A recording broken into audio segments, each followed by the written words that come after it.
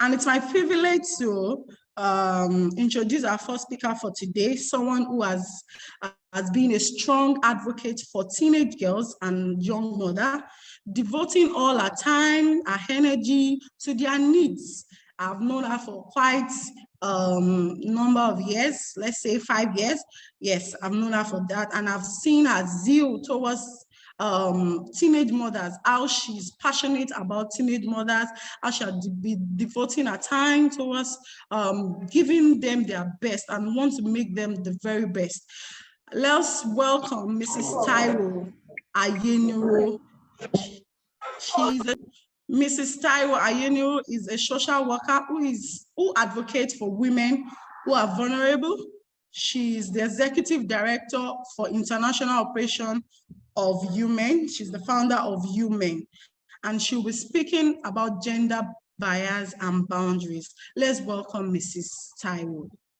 Thank you very much. Good afternoon, everyone. Once again, you are welcome to the Young Mothers Empowerment Network celebration of International Women's Day 2022, which is themed Break the Bias, Break the Boundaries. It's my pleasure to be here, and as I've been introduced, I will be delivering a session, the first part of the session, and I also welcome the esteemed ladies that are also here, the organizers. Kudos to every one of us for the great job we are doing. And before we go ahead, I will just want us to quickly just say a short prayer, because that should not be taken out of whatever we do. Even at national level, before a president is ordained, there is always a president is inaugurated, there is always a prayer. So let's just take a minute to commit today's event into the hands of God. So, Father, we thank you for this opportunity that you have given us to be at your presence, and oh Lord, for this conference that you have enabled these great women that you're using to do these great things. Lord, as we are about to start, we commit everything into your hands, and we pray, oh Lord, that you will bless the hearers and you will bless the speakers in Jesus' name. Amen. All right, thank you very much. So I will be getting started right now. And so let me start by trying to share my screen. So let me see, just give me a second to do that. So just to start, I want to just let us know that I have a very simple responsibility here this afternoon. And that is to, raise self-advocates of gender equality of every woman that is present on this conference today. And this I'll be doing by, enlightening us about the meanings of bias and gender, and giving us a proper understanding of the concept of gender equality, and then revealing some of us that are self-saboteurs of our own equality, because it is, not unlikely that some women don't even believe in the fight for gender equality, and we will be seeing why that is and how we can move away from that. So if I can see someone raising up their hands, you can please put it down for now. Questions will be taken, later on as we move. So kindly put down your hand, classic diamond. Kindly put down your hand from your screen. Thank you. So it's good to know, because ignorance is not an excuse, and usually when you don't have knowledge of something properly, you will be taken advantage of. And that is, one of the reasons why we have all these discussions around different topics, especially social issues and global issues. And like this short quote says, that ignorance is a highway to destruction. If you don't know your rights, a policeman that is supposed to be protecting you would rob you of your rights. So it is very important to seek knowledge. Okay, so for the uniqueness of this program, of this conference, and the ideologies, the conflicting ideologies that exist in the society about gender equality and about other stuff like that, we will be on Young Mothers Empowerment Network is displaying this disclaimer, which I believe that every one of us is reading right now, just for the purpose of different ideologies that we as individuals may have. So I will read that for the benefit of those that are much more audio sensitive than visual. All information given or that will be given in this conference is merely for educational and informational purposes. It is not intended as a substitute for personal advice. Should you decide to act upon any information given, you do so at your own risk and at your discretion. The organizers of this event, which is Young Mothers Empowerment Network, will not be held liable for any regrets. Thank you.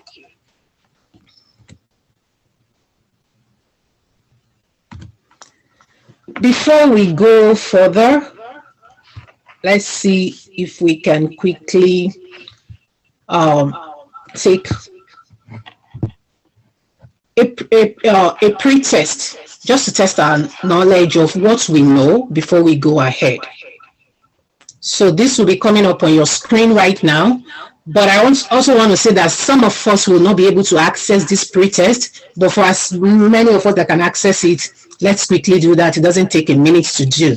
So please answer the questions and submit it. It is anonymous. You don't need to worry about whether your name will be seen or not. So we're not going to see name. We just want to see the statistics. So please quickly do that. And let's see what we know, our pre-knowledge and our pre-attitude about what we are going to be doing today.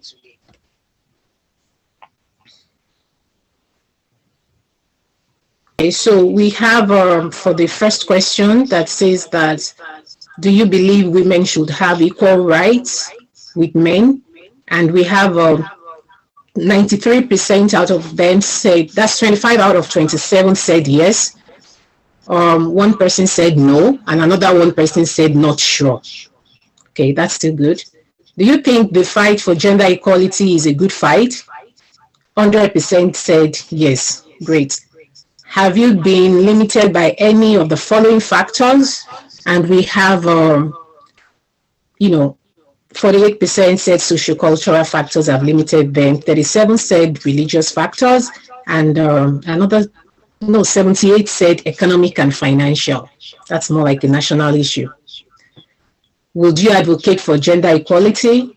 93% said yes, and another 7% said they are not sure if they will advocate. Well, thank you very much, ladies, for this. Thank you so much. So, yeah, this makes my job, more straightforward, because now I know what we have. And this is impressive, okay, for the greater percentage of those of us that are here, that we have this about, this question. So this is great. This shows that we are making progress. Can you see my screen? Yes, we can. Yes, I can. Okay. So what is gender equality? That is where I'm starting from. And the first thing I will be asking, the first question I'm going to be asking us is, what is bias? And bias is just very simple,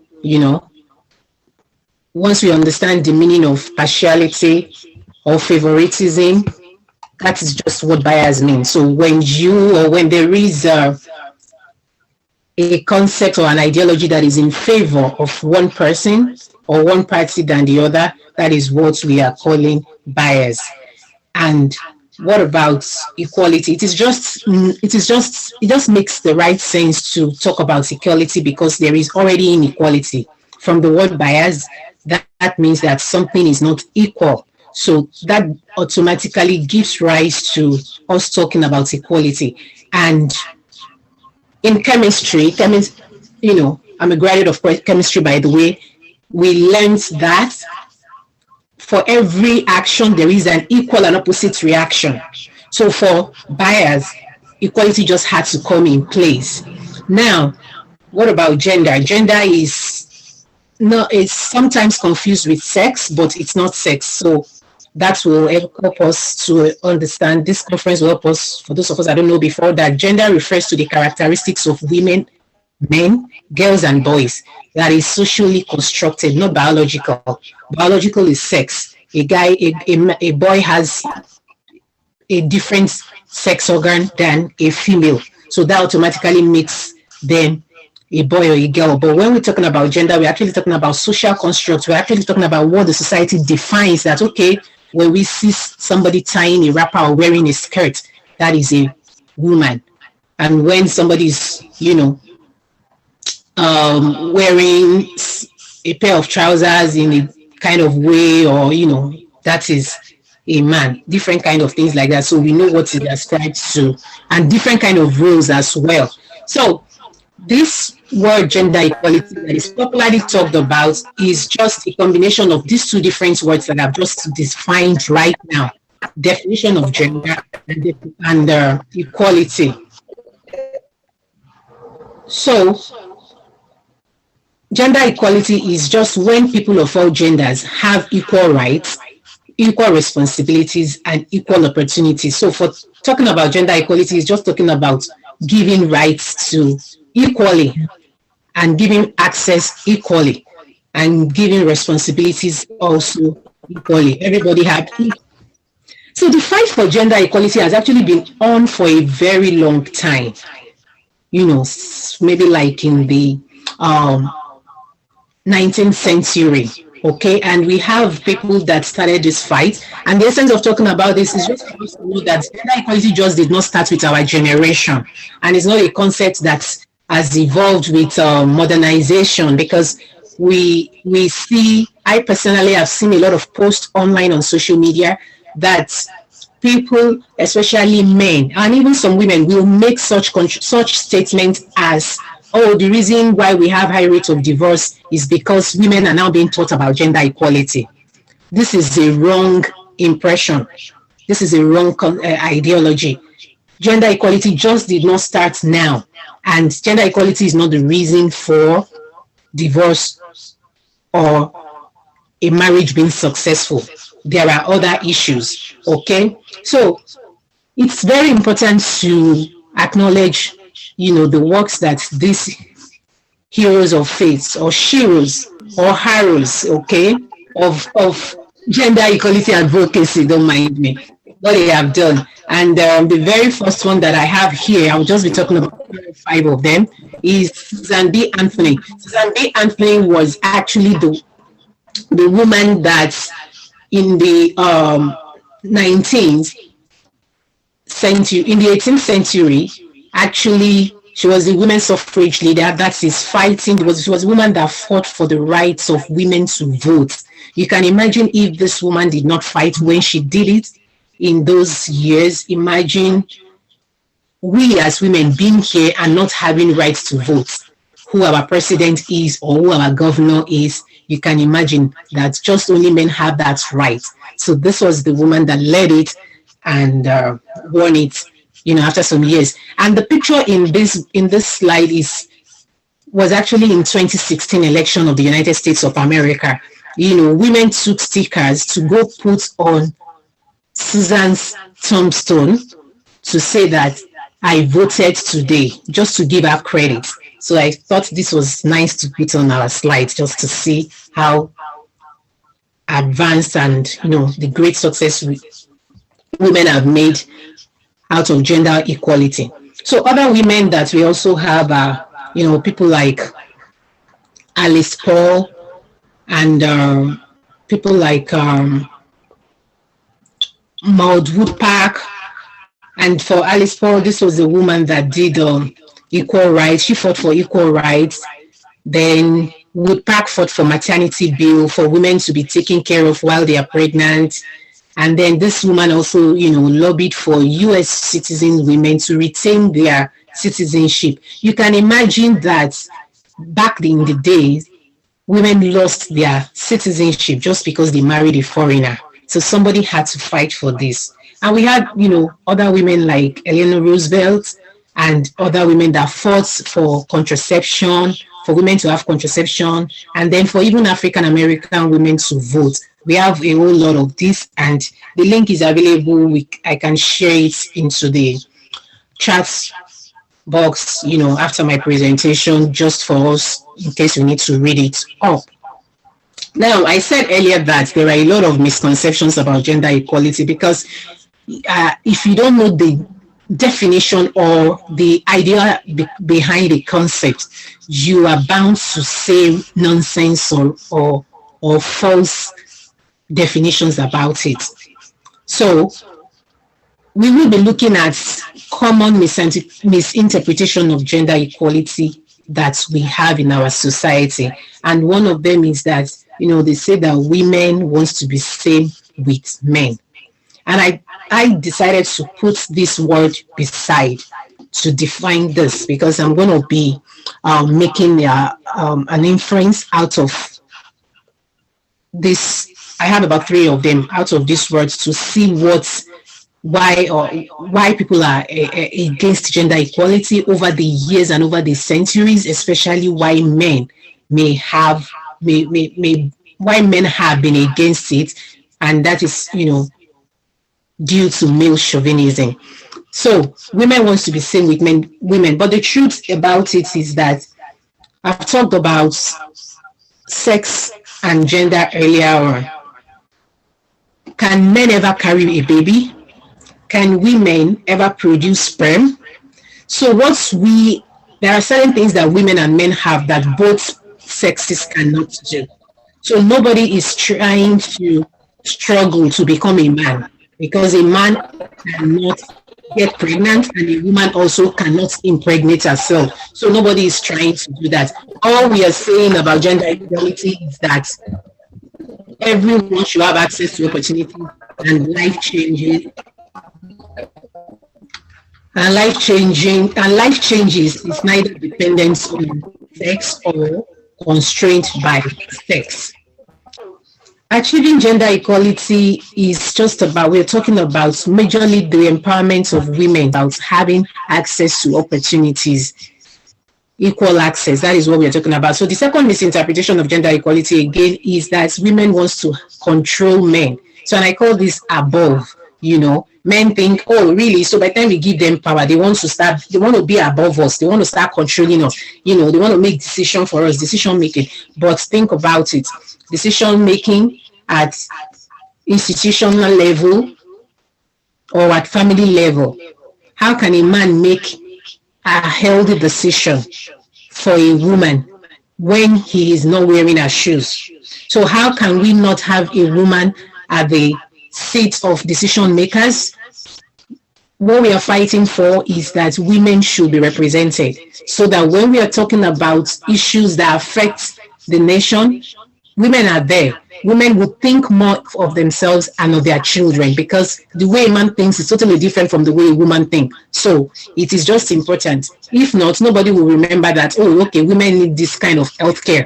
Women need this kind of services. So nobody is seeking to control men, but really, we're saying that women should be part of the decision-making process. And I would like to also mention this, even at family level, really, too. Women should be allowed, wives should be a part of the decision-making process. It's not just about the men making the decision for the family. Will the wife follow a man that is drunk, allow him to drive her and her children?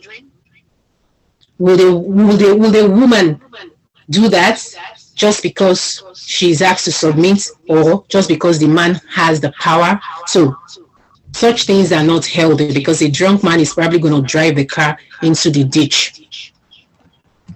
The third misinterpretation of gender equality that I also want to talk about is that women are getting special privileges. Special privileges such as more pay. Men are calling it more pay. Those that don't support gender equality are calling it more pay, but I call it equal pay because that is what gender equality advocates calls it. We're calling it equal pay, not more pay. So it's not special privileges. Historically, men have earned more money more than women for the same job positions. We work the same thing, but they've been getting paid different rates just because they are women. So these are fights that have been on long before my mother was born. So we're talking about equal leadership, just as I said earlier. We're talking about equal access, and we're talking about shared family responsibility. Shared family responsibility, yes, true. To be candid, there are, just as it's the women that give birth to the children, there are certain roles that women would fulfill better.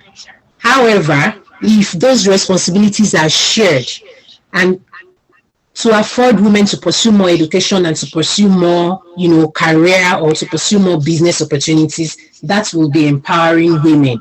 So we are not saying that people should take this out of context, but I'm just exposing you. And this is not just my thoughts. This information I want to let you know that they are gotten from the archives of United Nations. So this is not just Taiwo talking, but I'm just here to enlighten us for the purpose of this discussion. So if you look at this three words I said: beside, above, and before. So those that are against gender equality, I will not use the word men, because not all men are against gender equality. So I would rather use those, or a society that is against gender equality. A society that is against gender equality is just trying to say that I will not allow women to be beside me, I will not allow women to be above me, and I will not allow women to be before me. So where do you want women to be? Under me. Okay? So that is what they are saying, because they don't want them beside them, they don't want them before them, and they don't want them above them. So that already says that gender inequality is a concept that puts women under men or below men. So the subtheme of our conference is break the boundary. Gender equality, I've established now that, it is a concept that has bias in it. We talked about bias before, at the beginning of this presentation. I talked about bias being an inequality thing. So, what is boundary? Boundary is something that indicates a limit or an extent. So when they say out of bounds, it means that you cannot go beyond this point. So it's a form of limitation. It's a form of limitation. It's like a barrier. It is a barrier. So the bias on gender equality has actually brought boundaries upon women, upon the female gender. And how do you know this? These are some common words that people will tell you, or that are being used on women or on anybody that is being given boundaries. So from our local dialects and from the, is it the common languages we use in Nigeria, I picked some of these. And please, you can put yours in the chat box to really identify with this concept. So when they say they do pass yourself, or you won't show yourself, okay? In my local dialect, they say, oh, koja ye. So when a woman is trying to do something, is aspiring to do something, a woman is aspiring to send her child to school, a man will say, is it only you? Why are you thinking of sending, no, is it not your child now? Why are you thinking of going for bachelor's degree? Or why are you thinking of going for master's degree? Because the man probably doesn't have his own. Or even if he has, he will say, yes, thank you. Somebody said, somebody said you don't grow wings. Exactly, thank you. So the man will say, so you're not competing with me. Well, not you want to get a bachelor's degree. You want to, say, okay, you are not showing yourself, Abby. Oh, okay, because you now have a job. They say you better cut your coat according to your size. Even some other women will say that cut your coat according to your size. You self won't belong. Who they look you? You are competing. You know, all these kind of words are just, you know, they just connote that they have set a bound for you, that you should not move past this place. So whenever you are doing anything that exceeds that psychological boundary that they have set for you as a woman, then these are, you know, kind of words that they will use. And I want to tell you women that when people tell you this, shine your shine, nobody will shine it for you. If they say you are doing past yourself, my dear, do pass yourself. You are doing past yourself by desiring to get a bachelor's degree or to get a master's degree. You better do pass yourself. Don't mind anybody, whether it's a woman or a man that says that. Do pass yourself, because that is what you need to do. Break the boundary. So what classes of boundary do we have? We have sociocultural boundaries. We have, and by sociocultural boundaries, I will also make examples. Sociocultural boundaries are those ones that the society and culture have set for us. For example, you know, we have boundaries that says that whether, no matter how tough your relationship is, oh, go in and stay there. Go and stay there. A boundary is something that says that Yoruba call it Ilemoshu. Where are you coming to? Hey. And even the lady in her mind, even when she's not happy somewhere, it's a boundary that, oh, I cannot go back home.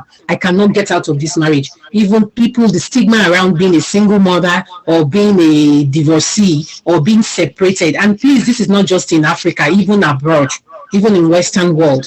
So there is this stigma everywhere. So I don't want us to get it wrong that it is only in Nigeria. No. So there is that stigma around women being single parents. Even though we are fighting it, even though, you know, people are being bold to ignore those stigma right now, but you know, there is a whole lot of castigation against it. And that is why I mentioned earlier that people go ahead and say that the reason there is a high rate of divorce is because of women being empowered, which is wrong. So this is a class of boundaries, social-cultural. Another one is religious. Religious boundary is another type of boundary. And this honestly is deeply rooted in the abuse of scriptural quotes. There are certain limits that women have in religious settings. Girls cannot do this, women cannot do this. I'm sure that this will probably be talked more about in part 2, so I will not dwell on that. Okay? But then also there is physical boundary. I have this she's like a big sister to me that got married some years ago, and what the husband did to her right after marriage is that she couldn't go out. She was locked inside. The man will lock her in and go to work with the key. I am not saying them say this is somebody, this is my big sister, not biological, but this is somebody I lived with.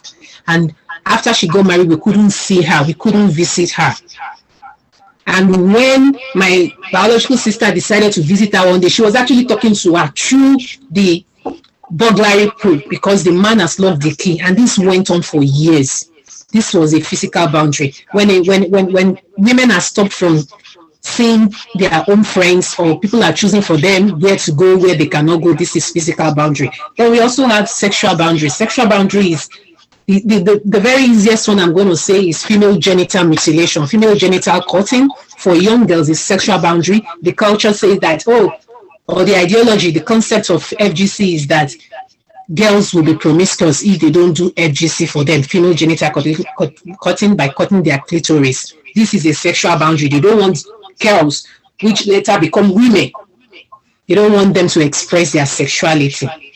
We have economic boundary as well. An economic boundary is this pay gap that we're talking about, women being paid lower than men for the same job, or in family level, because the pay gap is actually at an institutional level.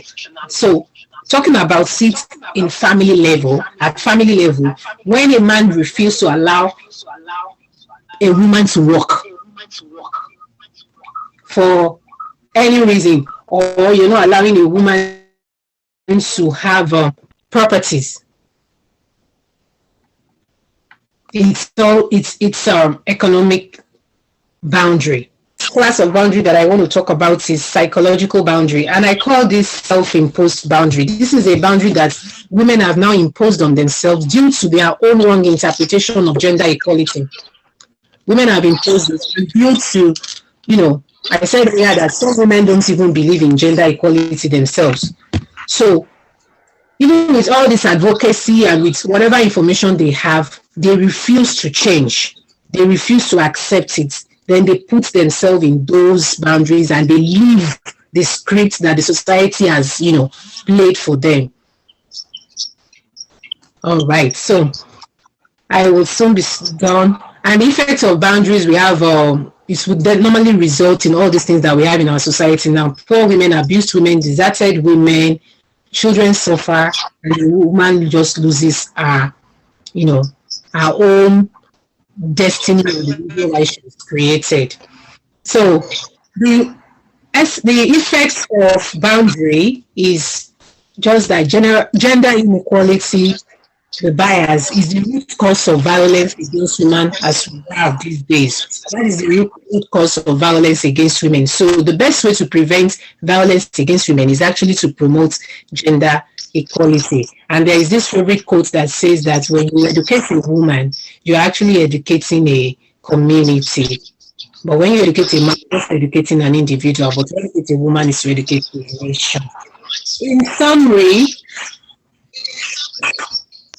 the overall objective of gender equality is a society in which women and men enjoy the same opportunities, rights, and obligations in all spheres of life. This is the overall. I want us to go. If you have not gone with anything from my session today, like I said, my objective is to raise self-advocates of gender equality. Gender equality is not about how you submit to your husband or how you respect your husband or how you do not respect your husband. Please take away from this session, this first session, that the overall objective of gender equality is that we want to have a society in which women, men enjoy the same opportunity, the same rights. We have equal access to properties, equal access to lands, and women are empowered, equal access to education. That is the fight for gender equality. How you relate in your family is at your discretion. And respect is reciprocal. So for those that say that gender equality is teaching women not to respect their husband or not to submit, that is not what gender equality is teaching. That is at your discretion. That is not what feminism is teaching. That is at your discretion. So know this today and take this away from this session. Thank you. Thank you so much, Ma, for that wonderful presentation. We are really learning. Let us keep our questions till the end of the O section. We can write our questions in the question box. We can put our questions in the question box. At the end of everything, we're going to look at it. So we are going to move to the next in our agenda. So we're going to be introducing Tammy. She's going to be sharing her experience. Mrs. Tammy is a practicing nurse and advocate for social justice. She's the director of Women in the United States and also serves as a board member of the Global Operations. She will be sharing with us her experience with bias from the global perspective. So let us welcome Tammy. Tammy, you're welcome. Thank you. Thank you. Good morning, good afternoon, or good evening to everybody. I'm so grateful to be here and always so happy to work with you men. I had posted this week as part of the International Women's Day movement, the hashtag Break the Bias photo, in which I discussed the biases that I face. And we all face bias, whatever country, skin color, hair color, age, People are very biased against age as well. And single woman, married woman, there are many biases that hold us back based on people's judgment when they first see us, without knowing anything we've been through. So the bias I discussed this week was the bias for my own self that I experienced. I had put in my photo was that my hair color does not make me a Barbie doll or a trophy wife or want to marry a rich man or a dumb blonde, or a hoe or an easy person to sleep with. So I said that because unfortunately, people have looked at me and made comments before, that I might be a female looking to marry a rich man, and or that I might be a dumb blonde. And what that does for me is it takes away my entire history. I came out of poverty. I was a teenage mom. I didn't finish high school. I had to go back to college. I was poor for a long time. I raised my children largely alone. I was married and then divorced. I divorced an abusive man, and that was very hard to do.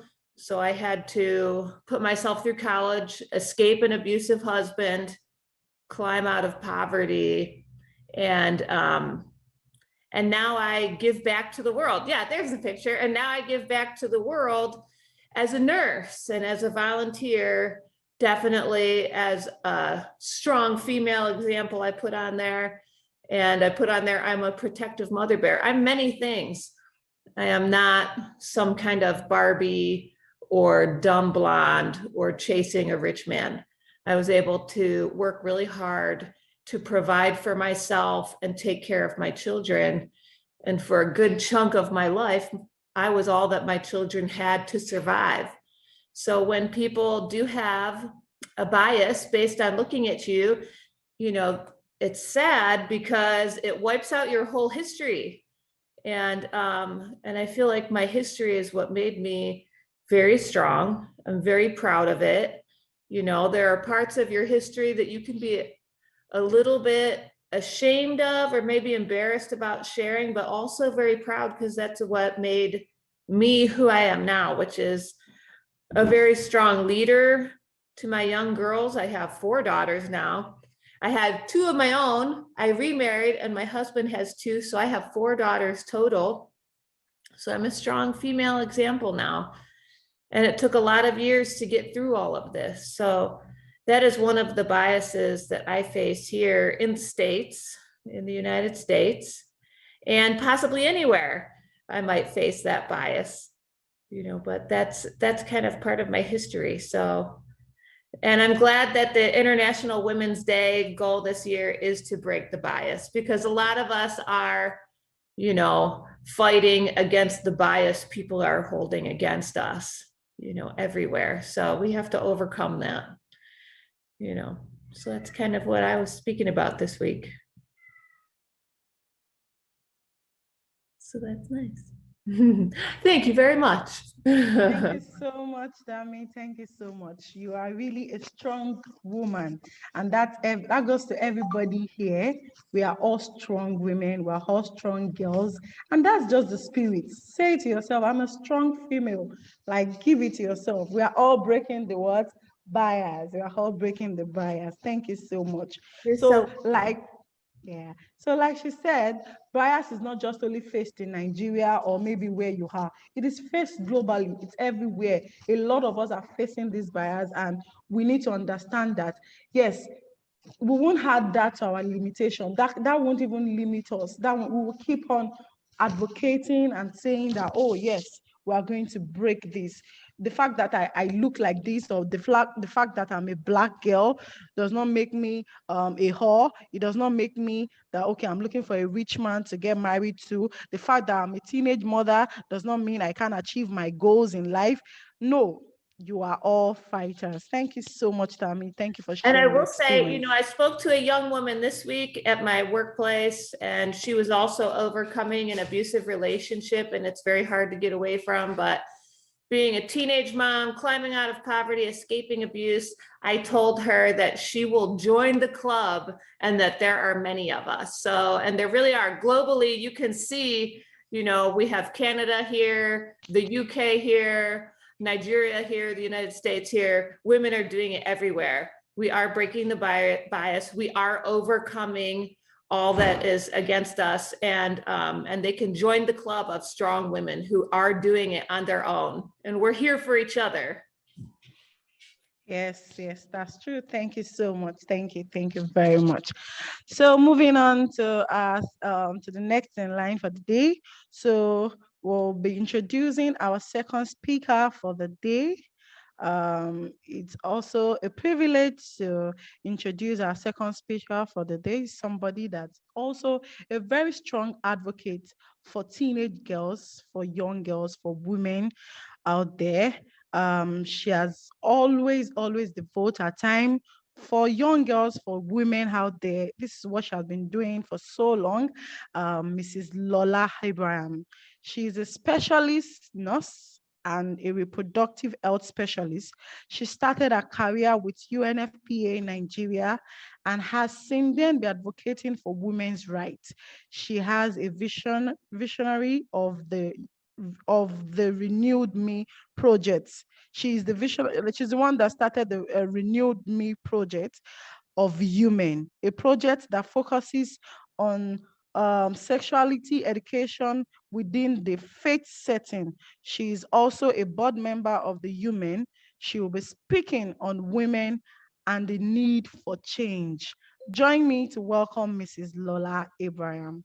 You're welcome very much, ma. Thank you very much, Tofumi. Good afternoon, everyone. Good morning, Canadians and Americans. It's my pleasure to be here this afternoon.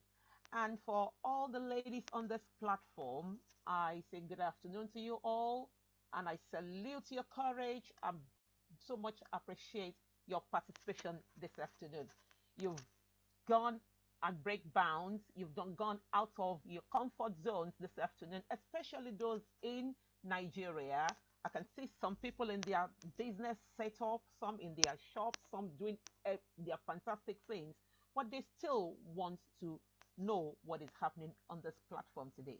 And all for the sake of the female gender, for women. So I congratulate you all and I appreciate your participation this afternoon. So follow on to where we started from. Once again, my name is Lola Abrahams. I'm a nurse by profession and I'm also a sexual and reproductive health manager. I'm a life coach. I speak to women. I advise women. I mentor women. I'm so much passionate about women matters. Anything about women, call me at the dead of time. I'm there, very responsive, just to see a woman live a better life. So, with all we've heard from the bias and the boundaries, I won't go on that, but I just want to build on it. So, what do we say now? We say way forward. What is the way forward? You need to unlearn some things and then you relearn. And from so many ladies that have registered to this conference this afternoon, for this afternoon, most of them have seen your expectations. And one of the recurring factor that I've identified here, most people want to learn, unlearn, and relearn. So I was like, oh, fine. These ladies are thinking they know what we are talking about today. Because the truth is, um, for us to actually attain our faith, for us to be who we want to be or we are destined to be, to live our purpose, there are probably some things we're not doing correctly. And so that's what I'm saying this afternoon. We need to unlearn some things and relearn some new things that we probably does not know or does not or we are not aware of. So coming from where we are, I can identify with so many things with people and I can understand where some people may be coming from based on who they are, based on their normal expectations of life, based on what they think all life should be. And like Tammy said, some people think, oh, they are trophy, they want to be a trophy wife. They just want to sit down and just be treated by that rich man, which is not um, a bad thing if that is what you desire. Or probably you've seen somebody that has done that and it has worked very well for them. However, for some people, that formation, that background, where they came from, had limited them, as we've been talking about. And the only thing that can possibly correct that, so many people have been formed by so many descripts in life. Like some in their course of growing up, they've probably um, been formed by their mentors or by their big sisters or their mothers that life is this way, that a woman should probably not have a husband, while some have been formed based on the family they grew up from an abusive home. They've seen what the role of their father had been. They've seen the role of what uncles around them have been, or some have been abused in life. So, and that have been carried on to who they've become today. And some have just been very subjective. They've lost their objective mind. And that makes them to still be limited. That still makes them to still live behind the bars of all these boundaries that we've talked about. So, with all these, it's just better, or the best way forward is to unlearn some things that had formed you.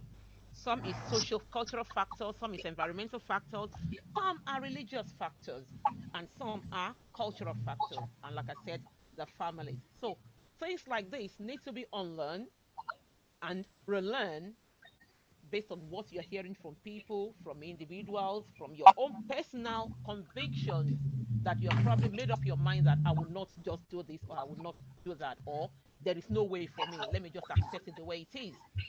So we need to unlearn some of those factors and relearn new things. So what will I say that needs to happen here now? It means we need a change. To unlearn some things, it means we need to change. So this afternoon we are going to briefly talk about women and change.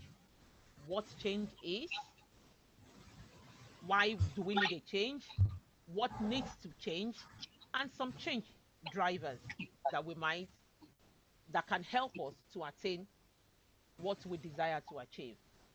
So, what is change?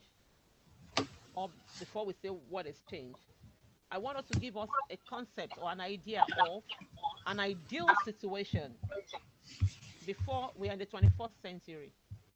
People have lived so many centuries behind us. And if you want to be sincere with yourself, that the way things were done in the past is not what we are doing today. In the past, we expect that things should be ideal, things should be normal, men should be responsible.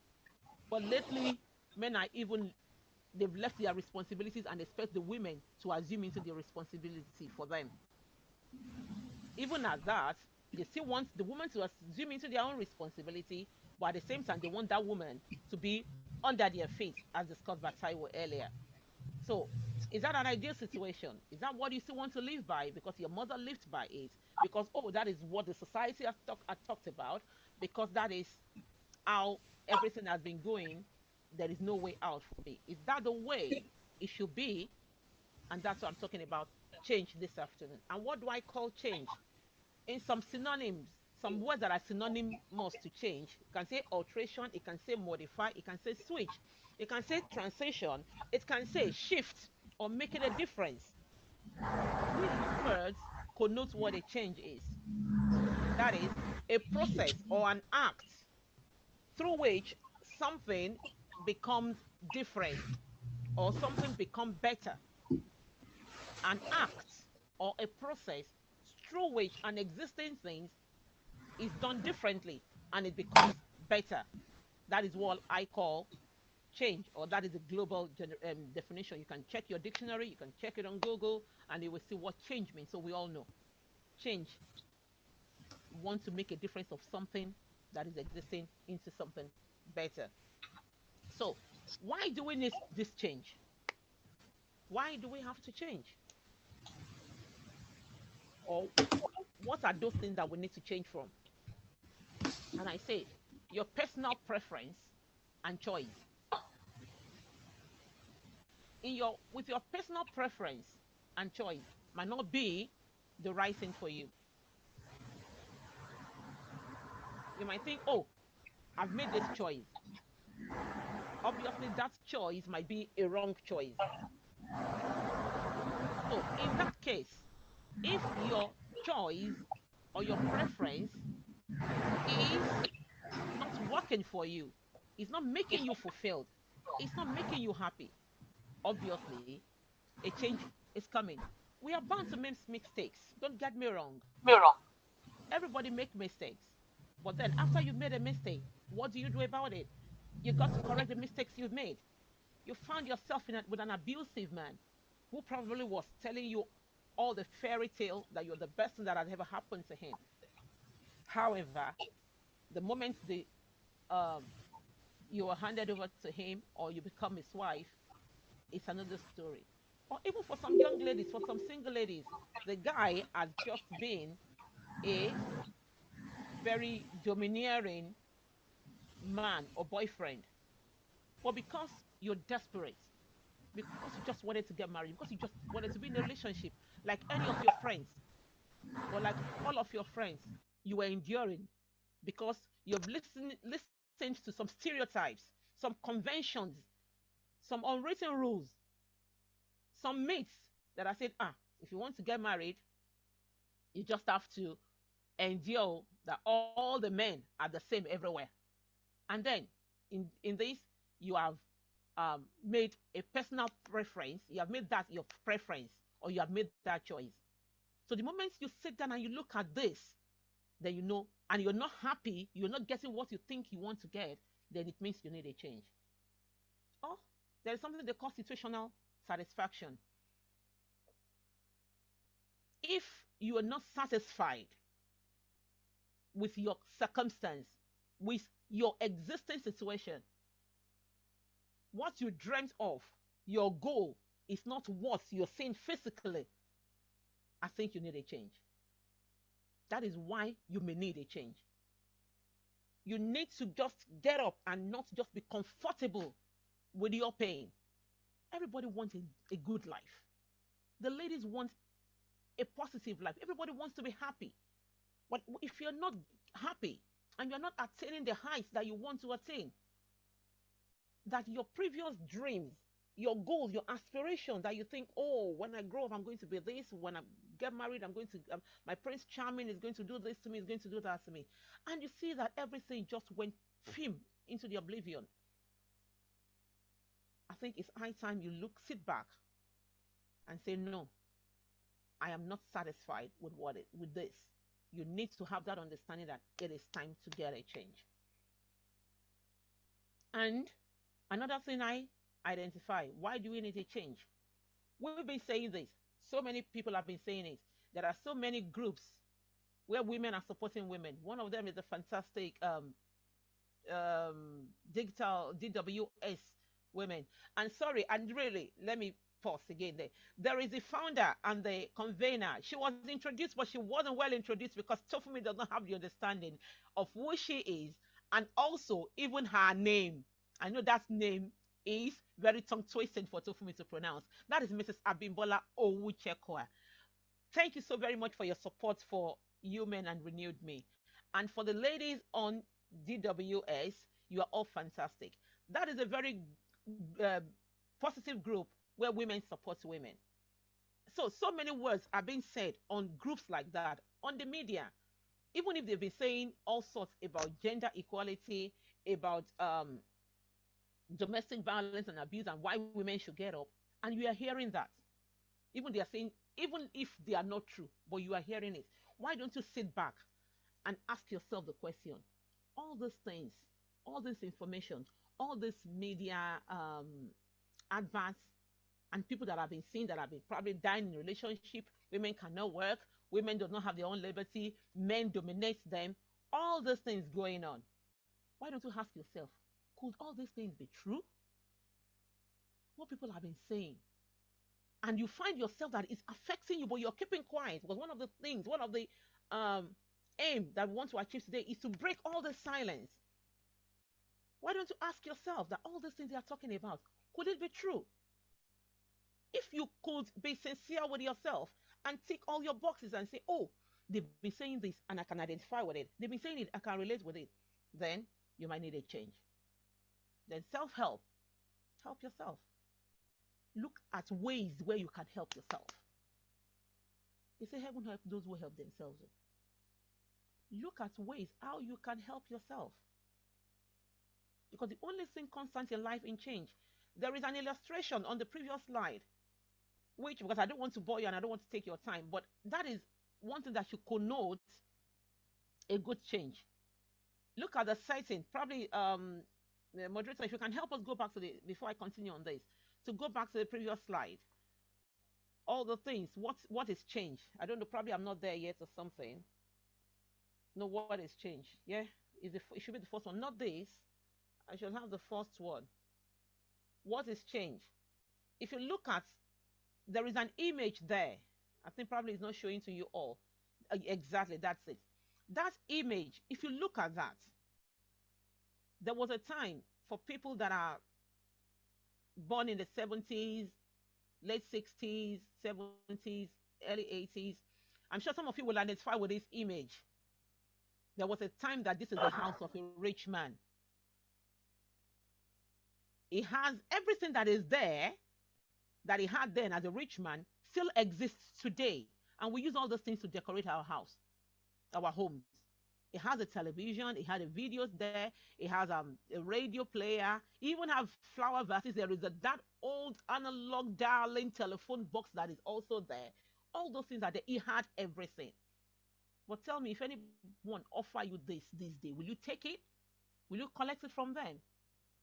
That is an archaic and obsolete electronic gadget. But then he was a rich man. I'm sure people would line up on the window to be watching Tales by Moonlight in those days, or to be watching Kokra Dawn. But now, nobody will identify with this because so many change process are taking place. Nobody uses a box television again. What we have now is even apart from just flat screen, we have, they call it smart. Whatever you want on your phone, you have it on your television. So that is change.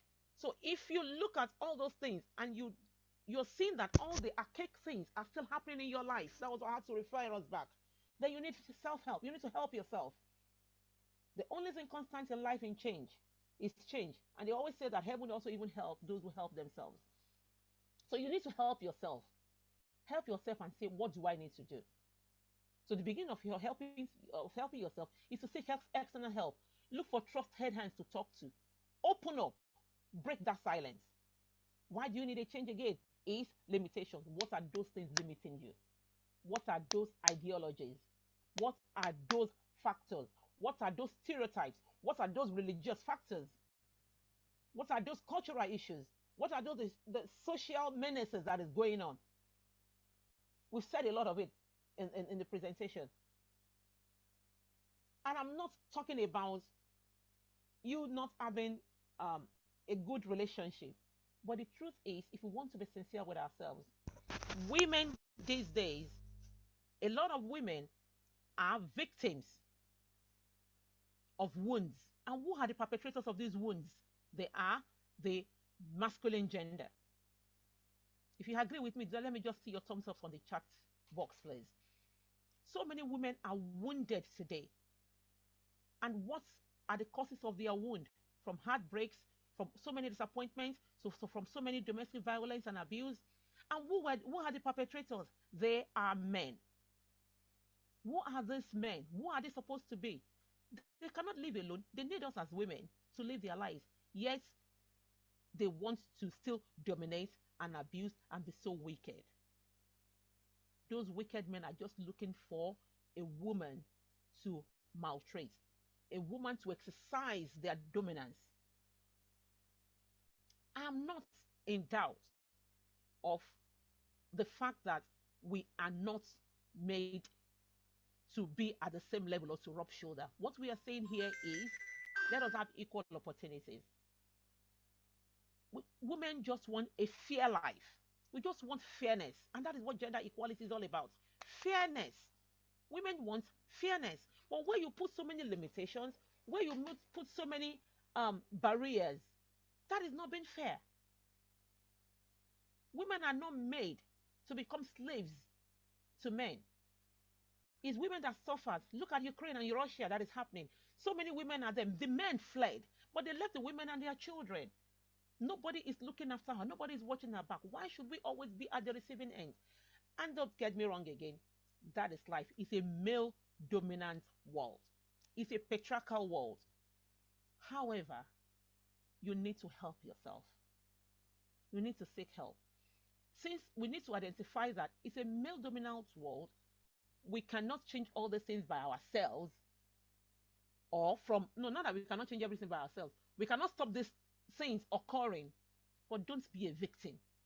The moment every woman stands up and says, I am not going to be a victim of all these issues, of all these limitations, then little by little, we are reducing the number.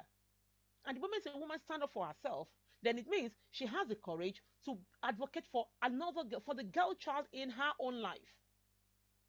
If a woman is able to say, no, it's a male dominant world, but I refuse to be a victim of these limitations, of their domination, then it means you're standing up for it. You are the agent of change. You are the first person. And the moment you start that, you have a girl child, you are a mother.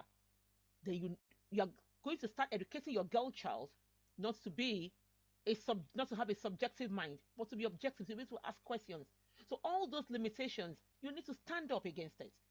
You need to say, no, I will not be a victim. No, I will not be at the receiving end. That is not who I am made of, or that is what I am made of.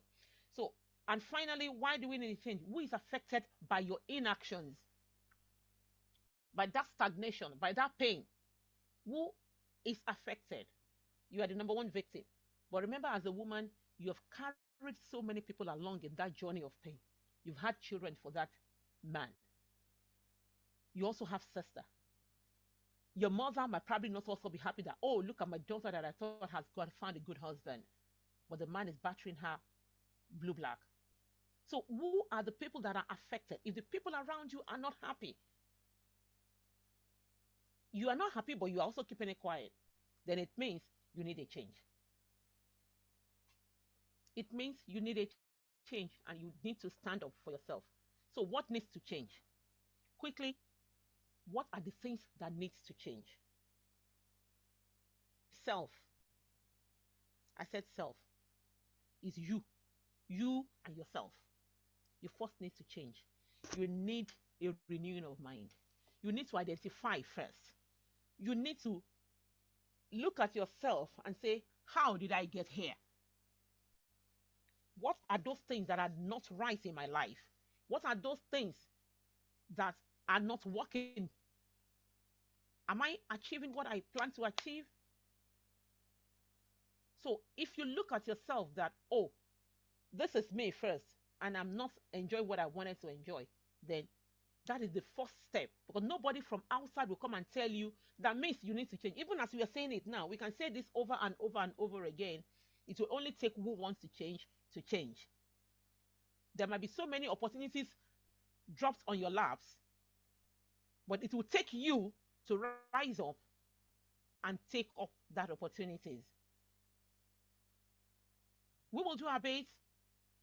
Beams will do her bit. Everybody will do their bit. But you just need to first identify and get up by yourself. We had a similar conference last year, and I'm happy we had a testimony out of it. So many people attended on this platform for International Women's Day. But I'm delighted to tell you that a lady out of so many thousands of women that attended, that lady contacted me this morning, Beams, for your information. She's a fantastic lady. She's just closer by me here.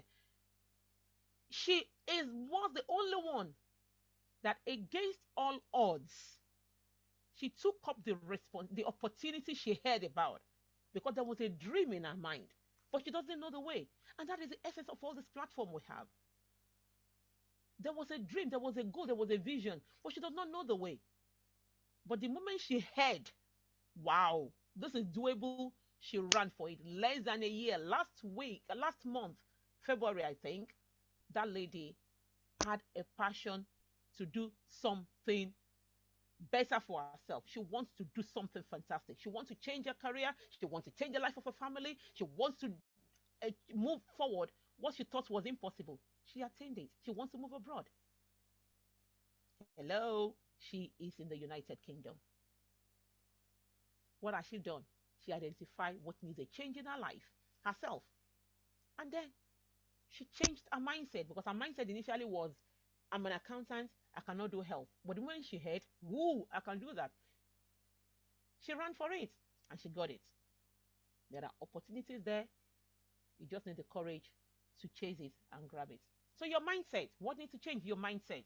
What have people told you? What have you heard? All those myths. Oh, it's not possible. There was a girl, a teenage mom, who is now happily married. When she got pregnant at the age of 20, she was told that, oh, you can never find any single man to marry you. It's either you're a divorcee or a widower. A girl of 20. And she had ambition to go to university, but due to lack of funds, she could not go. So she was dropping out from LASU, from that and that, thinking she was following a man that would support her and fund her education. The man ended up being a fraudster. She continued her life. By the time she got pregnant, disappointed the parents, only for admission to come up for her in Unilag. Oh, what a double jeopardy. But she said something to herself. I will correct this. She corrected it. She went to Unilag, she graduated. It was tough, but she came through. And her friends then were telling her she can never get a single man to marry. I tell you, her husband today is a single man without a wife, without a child. So she had the first child for her. They both have 2 children now, and she's doing very well. She has a good job, and she's happy with herself. So she changed that mindset. She changed that perspective that she thought, oh, would not have. And then she was thinking it was a man that was going to fund her education. By the time she became pregnant, that boyfriend that she was trusting, who was even more mature than her, did not even fund her education, but she worked. The girl said, well, she did a presentation for us last week. She then worked. She was teaching children, doing home tutoring and all that. She worked. She was now then not, she wasn't then depending on any man to fund her education through Unilag. So she changed that mindset that it's not a man that will do it for you. We had a quote on Renewed Me that says, woman can help women. Don't always think it's only man. In the process of you looking for help from a man, that is when they cheat you. That is when they offer what you don't want, what you didn't bargain for. That is when you get it. So change your mindset, renew your mind. Even the scripture will tell you that renew your mind daily. Forget all those things of the past and change that perspective. You are the only one that can do it. If you don't know which way, ask questions, seek counsel. Bim is always saying this. Seek counsel. Ask me. I'm always here. You men will tell you what to do, will advise you better. So, what needs to change? Your norms and old ideologies. Like Taiwo said, Elemoshu, who are those Elemoshu? That is ladies that are divorced or separated from their husbands. Well, okay. Because they said, oh, I cannot come back home. Somebody was saying it on one group which day that a mother was saying to her daughter, if your marriage is not working, don't come back here to me. For crying out loud. So that kind of person will remain there. So those norms need to change. Those ideologies need to change. We're not canvassing that you quit your relationship. That quitting the marriage or divorce is the first thing to do. But for the sake of your safety and for your life, so many in history, so many ladies died in domestic abuse because, oh, what is that old ideology? Oh, for the sake of my children. I don't want my children to suffer. Who says a woman cannot raise her children? I was raised by a mother, by a single mother. And 4 of us, today we are all graduates. Today we all live abroad. All courtesy of my mother. Bim's mother is full of story. She fought. She stooped to conquer. So women can do it. So change all those ideologies that you cannot survive without a man. So many people will think, oh, that's why. Oh. They will give you excuse. It's not easy to be a single mother. Hey, it's not easy. You don't know. He who wears the shoes knows where it pinches. We all know. Nobody said it is easy. But so that's why they said on easy lies the head that wears a crown. Because the more you keep saying all those things, those ideologies, and those are the ones I call 1,000 reasons. If you don't want to change, you will have 1,001 reasons not to change. You will not accept change, even if they drop that change on your laps. And trust me, it will not come. It's not a bed of roses. It will not come to you like that, like a pack of cards. You need to chase it. You need to work for it. You need to be determined in your heart. So what other thing needs to change? These stereotypes we're talking about, the conventions, the unwritten rules, what society says, what people say. Because of that, you lose your value, you're wounded, you're battered front, right, left, and center. All those things, those stereotypes need to change. You need to have your own objective mind. Ask questions. Don't just be subjected to anything. Social cultural biases needs to change. The society will tell you who are you? What are you doing? What is your goal? You are competing. You are competing yourself to somebody that is already made up. You that you have nothing. Who says that? How dare you look at me? That in our culture this is not done. All those I tied them, the stereotype, the social cultural reasons, and I'm taking it on. I want to dwell more on this religious understanding. And I want to be frank with you, ladies. So many people, so many women had been kept bound, held bound under wrong doctrines, under religious doctrines, principles wrongly passed. And I'm sure if I ask you now, you will tell me. They will say you submit. What are you submitting to? Nobody is doubting your submission. But before you submit, what does the scripture say? Because the scripture know where our weaknesses are. Those the roads. They said the Bible was written out of inspiration. They know what our weaknesses. It is easy for a woman to love. So the Bible did not tell a woman to love, but it says a man should love. But the Bible knows that it's probably the submission that will be a challenge. And she was told to submit. So love me, then I will submit. Pamper me and you see how submission will fly. Pamper the lady and you see how things will work out. But you're not showing love. You are not affectionate. You're not romantic. You're not treating her to good things. There is no good words coming out of your man. And you want the dumb in her to submit. And then if she does not submit, when there are issues, they will say, she's not listening to me. She's not doing that. That is a major one that has held so women captive. Why do you listen to people that are only talking about their own selfish interest? We all go to church. We all have understanding of the scriptures. Search the scripture by yourself. If you don't understand, like I said, the same way you will seek counsel, ask people that you think understood. Let me give you a classical example. And it's not only pertaining to Christianity, so don't get me wrong. Even in Islam, it happens. They will say, oh, they're all talking about the different. I met a lady here, one of the ladies I work with in the United Kingdom. She's a Muslim lady. And she has also been subjected to all these stereotypes and social cultural issues in the name of religion. Because they don't know. It's the imam, it's the pastors. They are the ones that will give us the interpretation. And then from generation to generation, all these things have been passed down. And we just believe that is the way it is. Some people will even be in it, but the fear of what will the religious say. So because it has been passed from generation to generation, from decade to decade, people do not even understand. And they will just say, oh, I'm a child of a pastor. My mother is a deaconess. How will I do this? Because they don't want to face the shame in the church that this is what their daughter has done. Meanwhile, their sons are doing it. A pianist, an organist, will finish hitting his wife in the morning on a Sunday morning and is coming to church to come and play the organ, and they'll say, "Oh, fantastic, he's doing well." A trumpeter is having fleets of girlfriends outside his marriage, but by the time he wears his suit, oh, they will say, "Oh, he's blessed, he's anointed." Nobody knew what they're doing, and women kept quiet because they believe that religion says, "Till there do you part." Fine, it's till there do you part. And I'm not saying you should quit. If you so want it, God help you. But these are the doctrines that has held people bound because it has gone from generation to generation. I was given the example of a lady, the Islamic lady. They keep saying the same thing.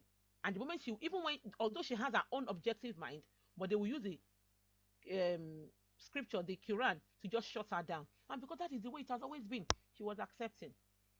Until one day, one of her children was ill, and the baby was admitted in the hospital. So she had to sit by the baby, and it was a long admission. So she sleeps in the hospital with the baby. It's only women that will also do that. Men will not go back and go and help and say, "Okay, you go in the morning, let me come at the afternoon." After all, she's not working. So in the process of that time, she was bored. There was nothing for her to do. So she went to a holy book. She was reading her Bible, her Quran. And she said during that period, she read the Quran back to back. Boom! Her eyes were opened. She saw what was written in the Quran. The Holy Spirit, let me say it that way, gave her understanding. And she was able to see, oh, really? Is this how the Quran said it? Because that is one of the things that people that relate or interpret scripture to us says, do. They will take scripture in isolation. And they will just take it. They won't read to you what is before. And because we are not like the Berean church that will also go back and search the scriptures by ourselves, we don't probably go to Bible studies. So we don't even have the evidence to back our actions. The lady saw that, and her eyes were opened. Her baby was discharged. She went back home. The moment she was back home, she was saying, so the husband started. And don't get me wrong, it means she had spoken to herself and she's self-determined because she was ready for war. She was ready for war because her eyes were opened. So you also need self-confidence. You need to have spoken to yourself that this thing I'm going into it. You might not have money because I know there will be probably you will lack financial resources. And that's why you need to work hard. You need to stand up for yourself.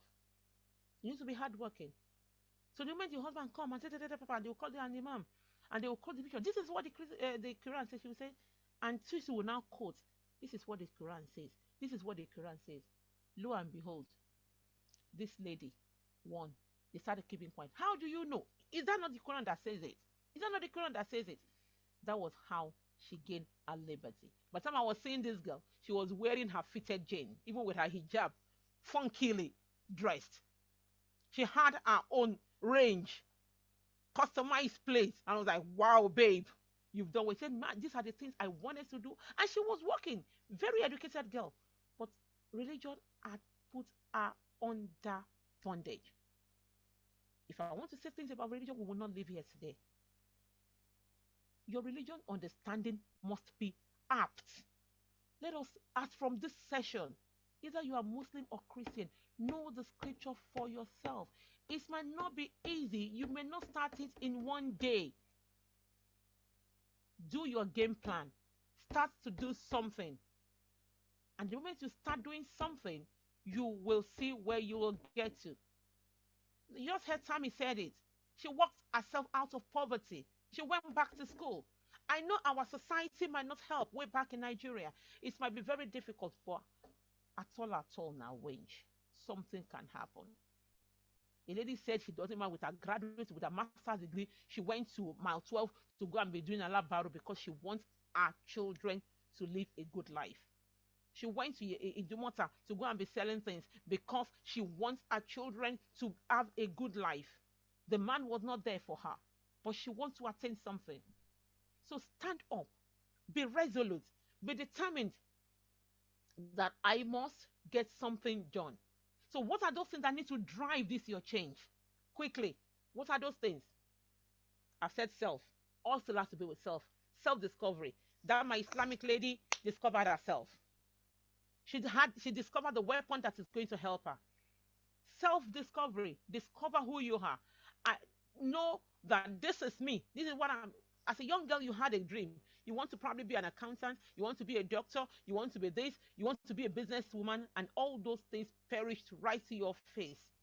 Discover yourself. That how did I get here?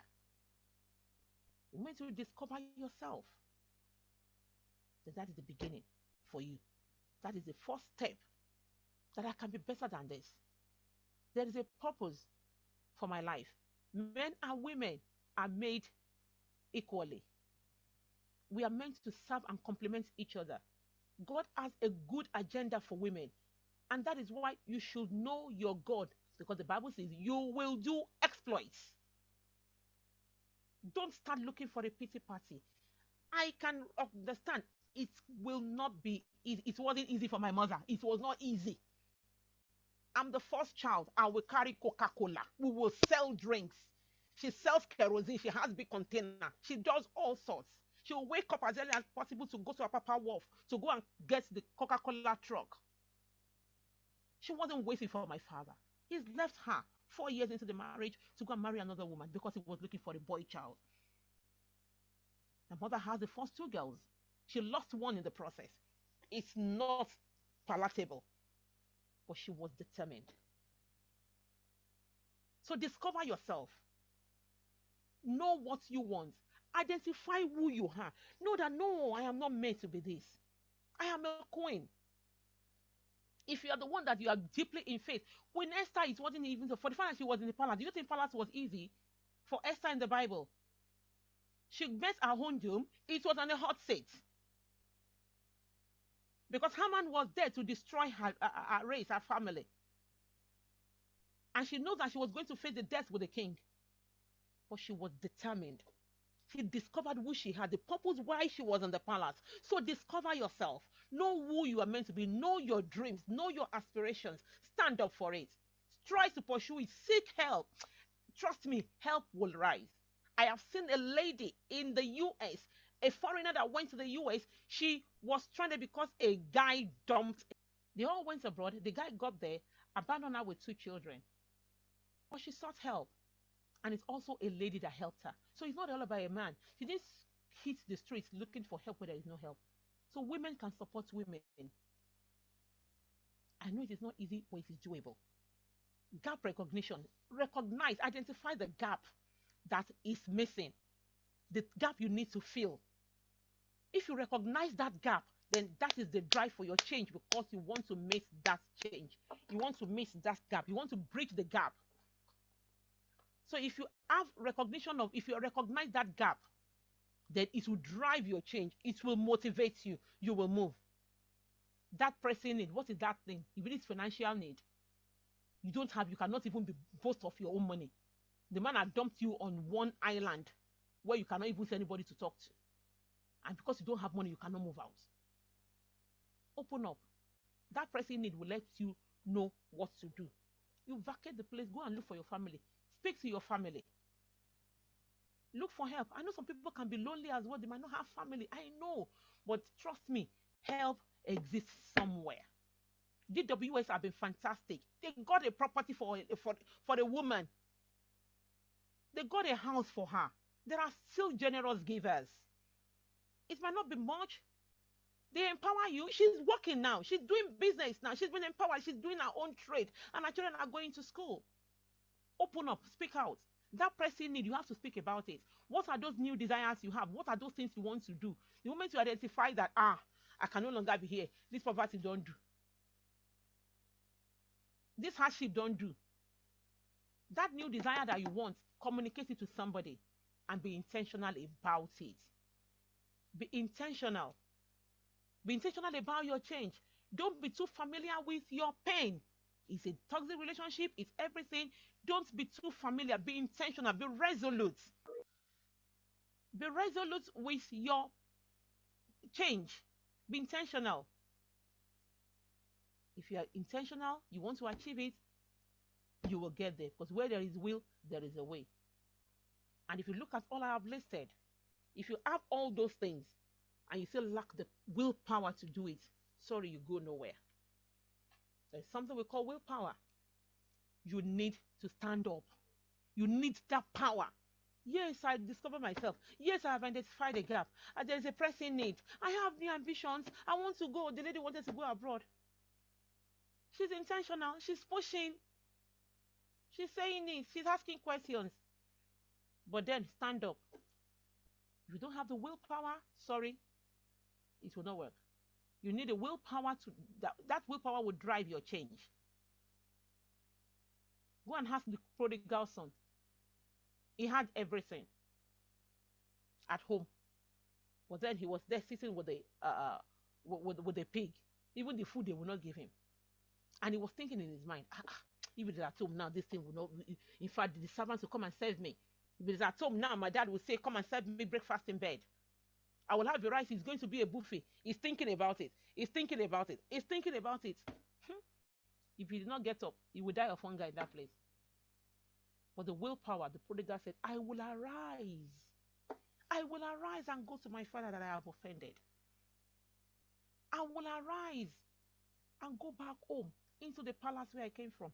So please, you need the willpower to arise, the willpower to fulfill your dreams, to fulfill your ambition. And without willpower, you will get to where you need to get to. It might take time, it might take years, but slow and steady wins the race. And trust me, help will arise. Help will arise. You are the only change. If you can change your mind, you will change your life. If you can change your mind, you will change your life. So arise. Have that willpower. Women support women. Seek help from other women. Seek help from women's group. Even though I'm abroad, my line is a hotline. Text me. I'm always available. We give you the advice.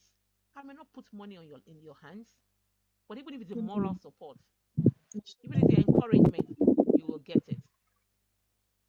And you can never tell. Yeah, thank you, Anna. Sisterhood. Women to women.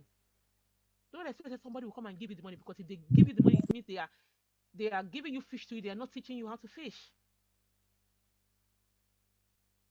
But they can channel you. There are so many family groups. There are so many organizations. The sincere ones, they will signpost you to where you can get help. And I can tell you, before you know it, you realize your dreams. And you are safe from that bias. You are safe from that limitations. You are safe from those boundaries that had held you bound for years. On that note, I tell you, I drop this quote for you again. If you can change your mind, you will change your life. I don't want to say I've said enough, because I know when I start, I'm so very passionate about this. But we can do greater exploits, women. We can. Girls power, women power, we can do exploits. On this note, thank you so very much. Thanks for listening. I hope I have not bored you, but I have passed some messages to you. Have a pleasant afternoon. Thank you so very much. Come up with your questions if you have any. Contributions, we are all here. Amazing, amazing. Thank you so much, man. That was super, super powerful. That was powerful, and that was great. Thank you so, so much. That was thrilling. That was great. That was great. Thank you. Thank you for your words of advice. Thank you for being a voice to every young girl. We really appreciate you. Um, if you want to change the situation, the stereotype, you need to be objective about your mindset. You need not to limit yourself. That is what she's giving us today. Thank you so much. For you to learn, unlearn, and relearn, you need that change. That change will not just come. It will not just come by us sitting down. We have to do something about it. Thank you. And champions keep playing until they get it right. We won't just keep sitting down that it's not working right now, or things are not looking like the way we want it. No, we keep pushing, we keep advocating, we keep saying it that yes, this is what we really want. Thank you so much, Ma. Thank you. God bless you.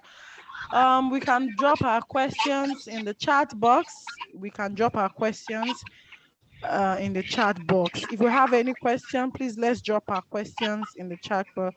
I think we are also allowed to ask our question live. Am I correct? Yes, yes. Okay. So if you want to ask a question, you can as well raise up your hand. If you have any question, you can raise up your hand, then we'll give you the floor. In the meantime, let's take our post test while people want to. It is important. Thank you, moderator, and thank you, Mrs. Lola Abrahams, for the last presentation. Thank you very much. So I just want to share a post test, just to, as we bring this session to a conclusion.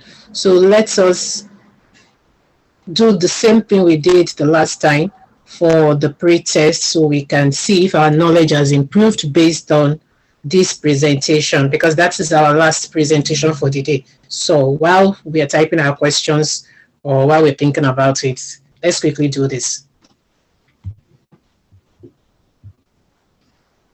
So 33 have responded out of 48.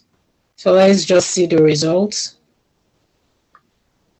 And then I just wanted the video to play in the background, just because I'm not talking. So I will play the video later for those of us that joined late, so we can see that. Okay, so do you believe, look at the first question, will you advocate for gender equality? So we have 97% said yes, and 1% said no. Okay, that's impressive. That's good. So a lot said, and while others didn't answer. So are you ready to break your boundaries? Yes, have it. So out of the 33 people that answered, only one person said no. So awesome. That means we have achieved a lot. Okay. Only one person said no out of the, 33 respondents. Great. Do you believe women should have equal rights with men? 31 said no. 31 said yes, sorry. 1 said no, and 1 said not sure. Do you think the fight for gender equality is a good fight? Out of 33 respondents, 31 said yes. 1 said no, it's not a good fight, and 1 said they're not sure. So this is fine. Yes, majority, kind of said something positive as for the purpose of International Women's Day and gender equality fight. So that is good. And this also is very good that we have not been able to work on. Women here still have their individuality and their own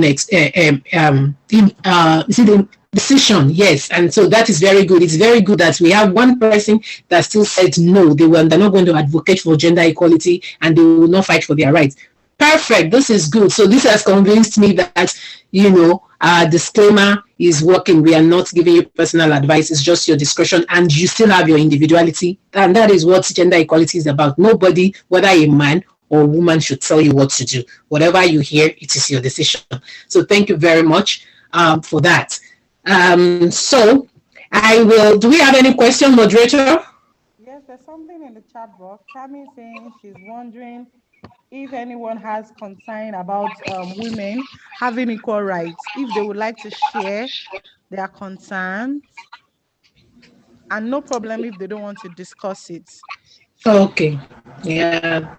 Okay, that's a good one. Yes, because they may have a concern they want to share. So does anybody want to, if you want to share something that you don't want to type but you want to talk, please raise your hand so I can unmute you. Sister, girl, you've done it again. You are constantly raising the bar for all of us and doing so flawlessly. You do know that you're that girl, right? I hope that when you wake up in the morning and look in the mirror, you see how divine you are. Know that so many people want what you got. You have dreams to fulfill and promises to yourself that you must keep. I know at times you feel underappreciated and misvalued. Trust me, we've all been there. So it's necessary that you can count on yourself. Now, don't go seeking perfection. Extend yourself a little grace. Don't be afraid to celebrate the little wins as much as the big ones. You, Miss Thang, are courageous. You are dynamic. You are principled. So baby girl, just remember, respect is a minimum.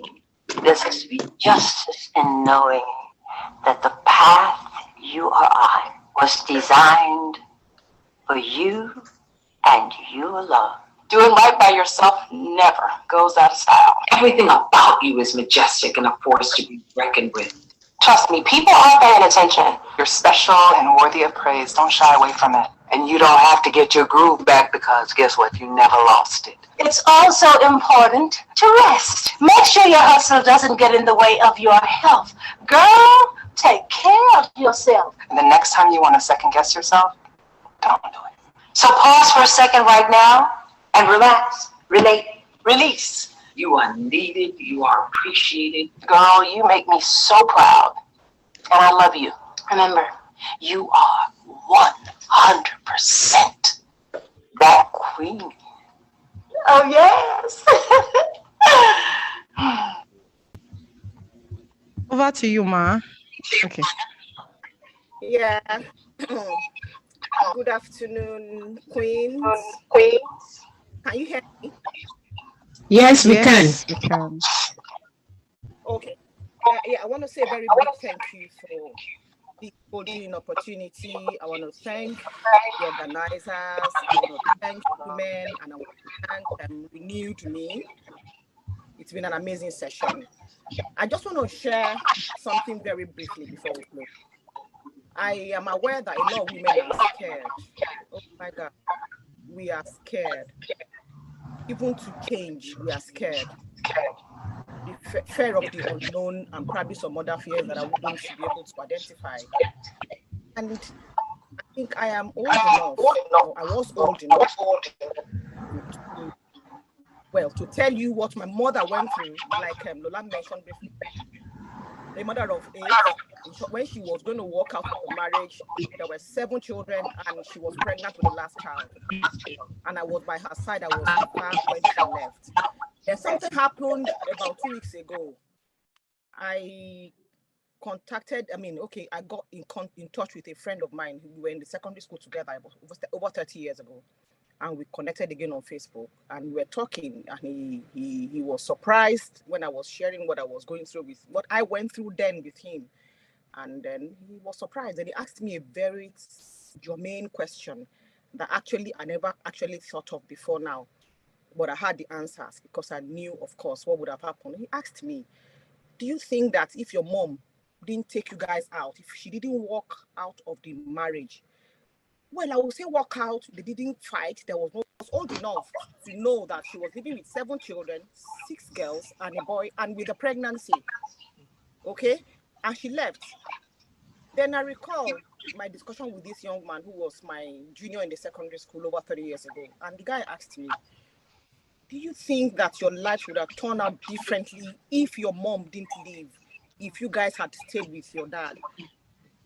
And then I asked myself, if she had left us with him, if we were together, I am 100% certain that I wouldn't have been able to achieve 1/100 of what I have in my life today. And that is the truth.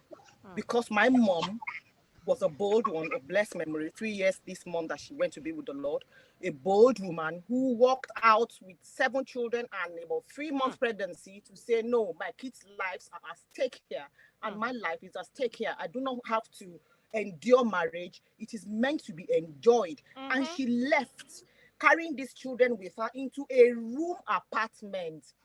She had a job, into a room apartment. She had a job that was paying her about 100 and something naira per month. She left. And all her kids today, to the glory of God, are doing super well. So the problem with we women, I still sometimes don't understand the fear of what? Because even while you're in the man's house, there is the fear of what happens next. What will happen? So when you discover that your life is at stake, not just your life, your children's lives are at stake. So when you say if my mother had stayed that, okay, I don't want my children to suffer, believe you me, we would have suffered. Yeah. So when women come out to say, I don't want my children to suffer, that's why I am staying. Let me tell you today, you're staying not because of those children. You're staying for your selfish interest. Yeah. Because though the stories might be different, but my mom left an abusive marriage because she was totally responsible for the upkeep and everything of the family. She left, and her kids' life are better today, even after she had left, after she's gone. So you're there, things are not working very well, and you're saying you're staying because of these children. You are in a marriage, your children are experiencing and seeing negative things happen to you, your husband abusing you, you have a male child who is learning how to abuse a woman and to disrespect a woman, and you are here with a girl child who is also there, seeing how a woman is being dehumanized, how a woman is being stripped of her dignity, and you're saying you're staying to help the children. Dear ladies, dear queens, you deserve better than you're getting. If you don't get out of there, you will never know what would happen. You will remain on that same spot. And like Lola said, you need to change your mindset. I was so happy when Tammy,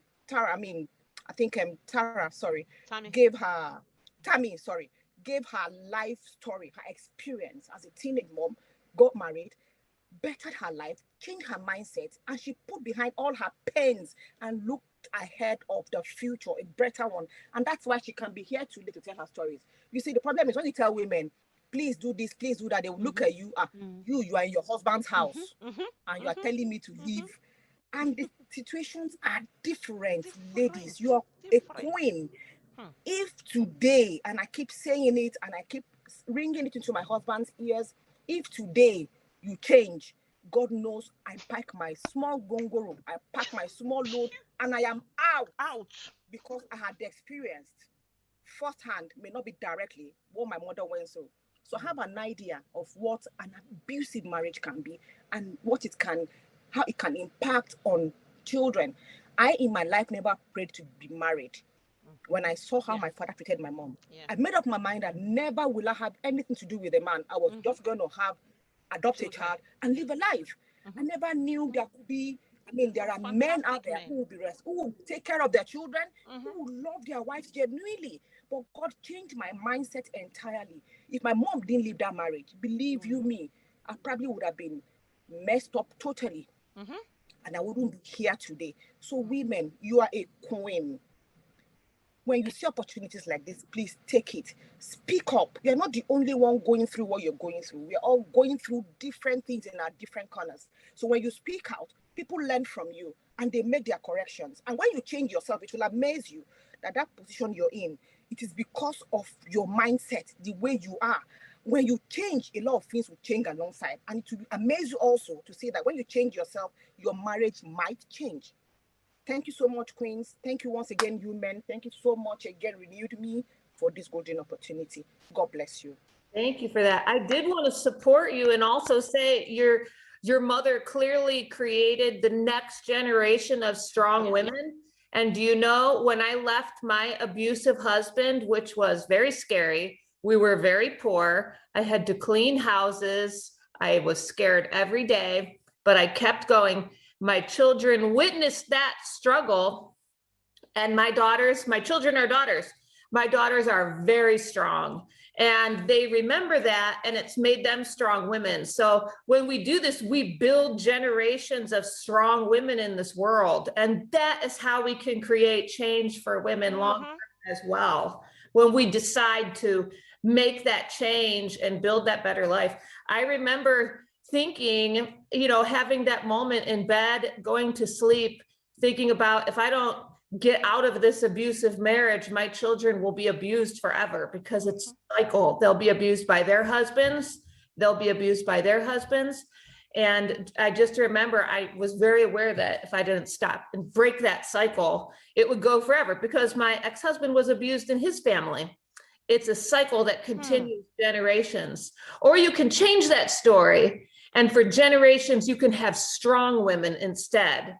And when you demonstrate that and show that, and it's hard, your daughters learn from that, and every generation is strong then. But thank you for sharing that. That's a beautiful example. What a strong, awesome daughter. Thank you, Tammy. Thank you, Beams. Honestly, what I can see, what I want women to note in what they have said is that abusive relationship. So they're not saying, okay, because your husband doesn't have money, because he's not romantic, because he's not, they're talking about abuse, domestic violence, things that can kill you. And let me say this quickly too. I forgot to say during my speech that gender equality, if you want to know whether it is right or it is not, is it harmful practices? Is it healthy? That is one thing you should know.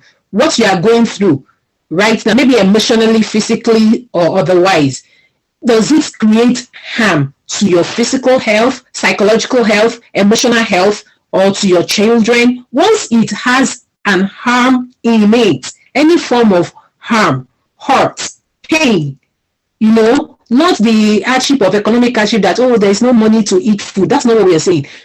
Violence, abuse means that it causes hurt, pain, grief, things like that. So that's how you know if you are in an abusive relationship or a violent one or a toxic one. Yes, I think Ola has something to say. Yeah, Okay. Hello, good afternoon, good morning, good evening. Thank you so much for putting up such a program. Lola, thank you. Very insightful, impactful, and empowering. I just wanted to kind of add to what was said earlier by, I think, one of the sisters who said women, it's kind of to do with selfishness for a woman to live. And what I wanted to highlight is that there are layers. Many women don't want to live in an abusive situation. However, what the fear does, it creates layers for them and it becomes psychological. So sometimes they struggle to live. And when we look at support, we need to be very consistent in our support. We need to be patient with these women because some of them it's deeply rooted. Some of it is the genetical. They were raised in abusive homes and they've maybe even the circle.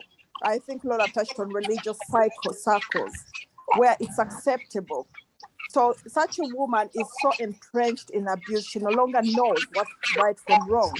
And to look at her as being selfish, I feel it's unfair, and we have to really be patient, understanding, but also consistent with such women. Because if for example, a woman has been in an abusive relationship for 10 years, it's likely it's going to take her a long time to break that cycle. So whoever is supporting has to be committed to be in that woman's life for a longer period to support her to break that cycle. Because again, we know that a lot of the issues of trust, women will not trust anybody. I may come, oh, Anna, I want to support you, but am I ready to give the time emotionally, physically to her and her children? And I think that's where a lot of organizations, especially in the faith-based, have kind of lost it because they are not consistent. They want you to do other things and to focus on God. God will fix it. But actually, the issue is real. And this woman needs a one-to-one. Even psychologists may not be able to break that cycle. They just need somebody to baby them, to carry them until they're able to jump over. And even when you jump over, the psycho research shows when women have left abusive relationship, the trauma still remains for years on. Even if they've escaped it, it's not happening physically, but emotionally, it has ruined them. It has ruined the children. They have flashbacks and they struggle to move on. Thank you. I just wanted to share that. Thank you so much. Thank you very much. Thank you. PTSD, that's true. That's the effect of violence. You continue to suffer the trauma, even many years, you continue to relive it. So yes, and Chijindu. Good evening, ladies. Good morning, good evening, good afternoon. My name is Anne. I'm so much happy that I'm among the ladies that's in this conference meeting. I'm one of those that being in abusive home.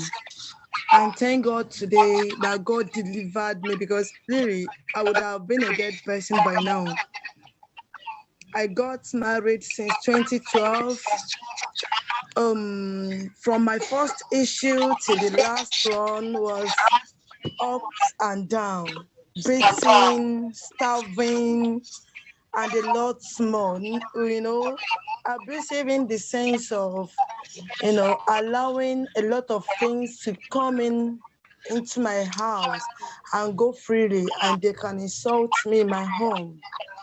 I got a special need. I have a special child.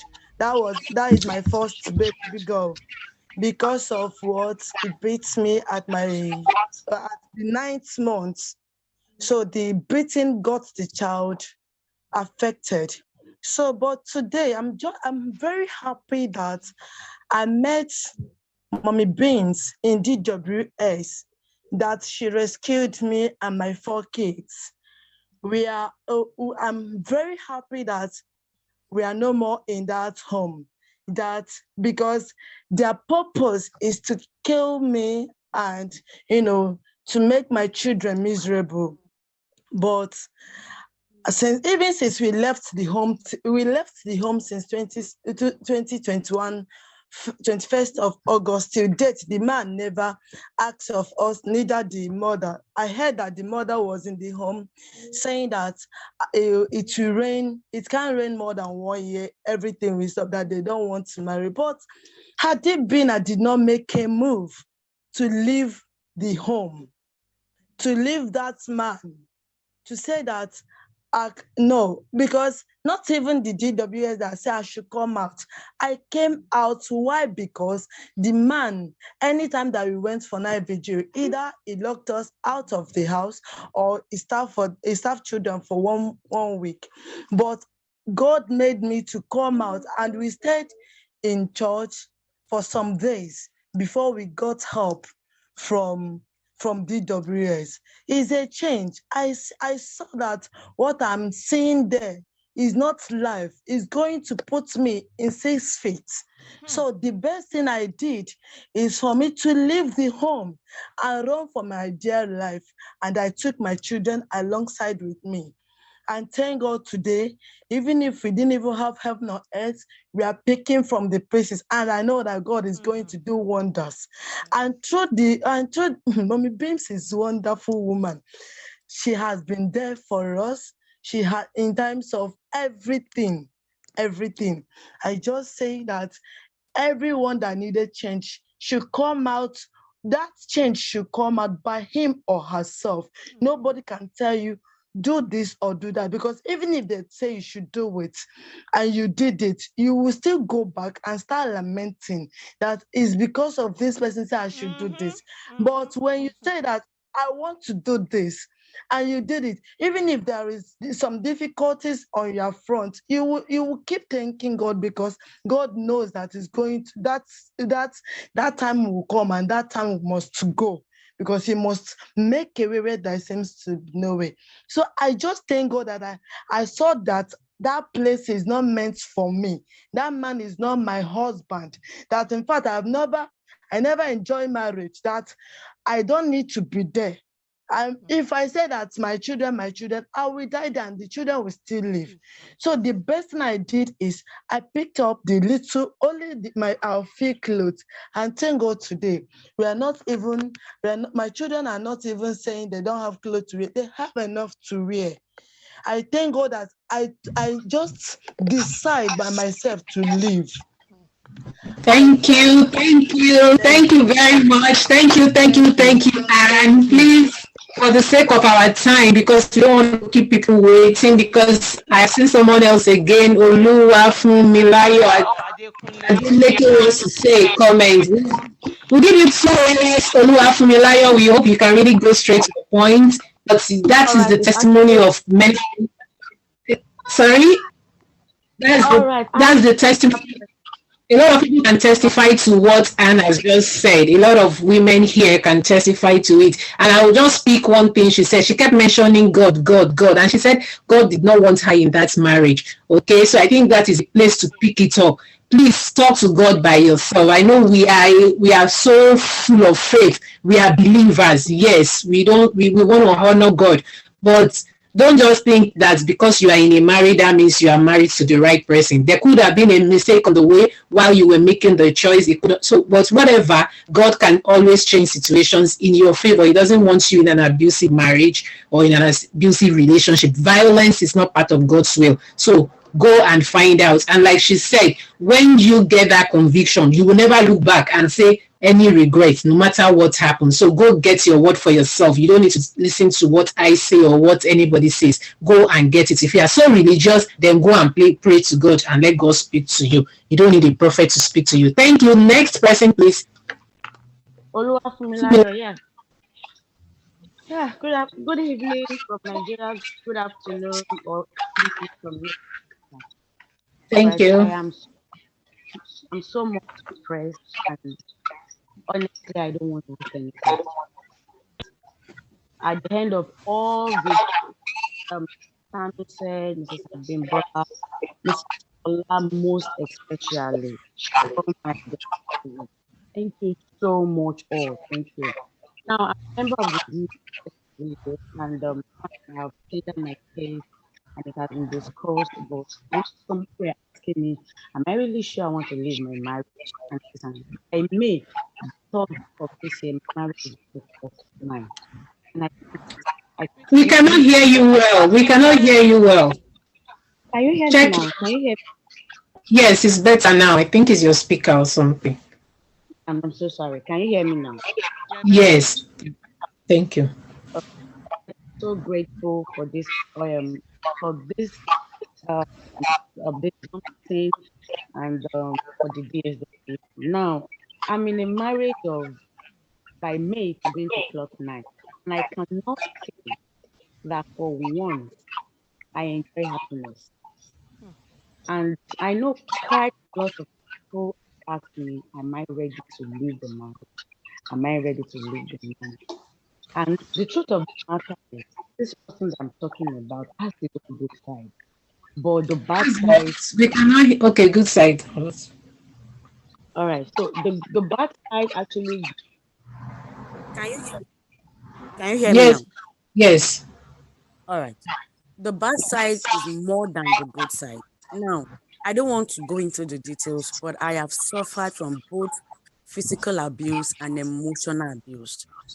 And for years, it has even, I usually see myself as a nobody because I've always had the word you are nobody. So that word stick to me, it stick to my mind, it stick to my brain that I'm nobody. Not until 3 years ago that I got someone and I got a job and I was coming out of depression gradually. Now, at the age of 26, I had my first high blood pressure that I gave birth through preeclampsia that nearly claimed my life and that of my boy's life. But to God be the glory, I was rescued because I was in the best hospital in the US, which he paid for. So, like I said, he has his own good side, but the bad side are much.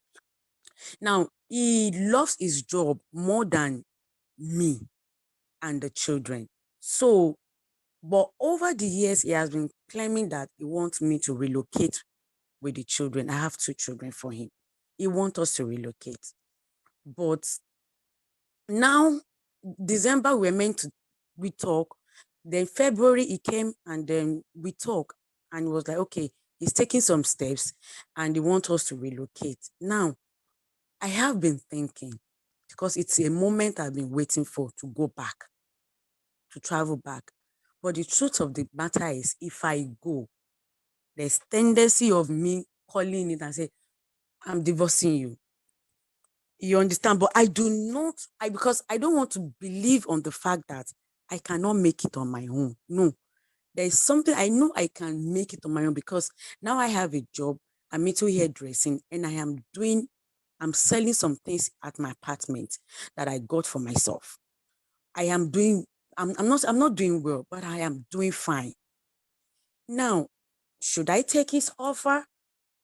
And when I get there, I jump off. Or should I call him now, make him understand that, guy, I still love you, but you are not one, you don't love me like you're so, because I asked him a question, do you love me? And then he said, if he doesn't love me, will he still be in this marriage? I said, but you are not showing it. Number one, there's no relationship, there's no communication, there is nothing. The children, you only pay for school fees even when I reminded you continuously, like a constant reminder. The house allowance you stop for a long period of time. So at the time I stopped asking for house allowance, I was sorting out income on my own, but I ran into debt. But then for the debt aspect, I am getting myself out of it little by little. Now my question is, if I wait for him to process this, if I get there, because I am not loving him like I used to. And from his own side, he didn't love us. The kind of love he felt he had for me and the children is not the kind as is expected. Now, when Mrs. Ola was talking about loving a woman and the woman will respect you in return, she's 100% right. In fact, I practically kiss his nails, but I don't want to do that anymore. I don't want to be a woman that is subjected to a man because of what I'm getting from him. I want to be my own. I want to stand up. But the Thank fear you. of Thank you. what Thank you. I think we said. already got your question, okay, so that we can have enough time for whoever wants to respond, okay. But sorry that I have to cut you short. This is an online, and I know that data will soon go off. So, but please, your question can further be taken directly one-on-one because it's a personal question. But I really appreciate the fact that you shared it publicly, so we can follow up with you, in terms of, and walk you through it. But I would appreciate, for the benefit of others here, one or two of our speakers or whoever wants to just respond quickly. The ladies that have shared, Beams, Tammy, Lola, please kindly respond to this wonderful lady. She has a question, and the question is, should she take the husband up on his offer to travel abroad, and then when she gets there, she should communicate her feelings, or she should just say it now and just stay away, because she's not happy with the way the marriage is going. The man thinks he loves her, but she is not happy with that level of, the display of the love. So please, she's asking a question.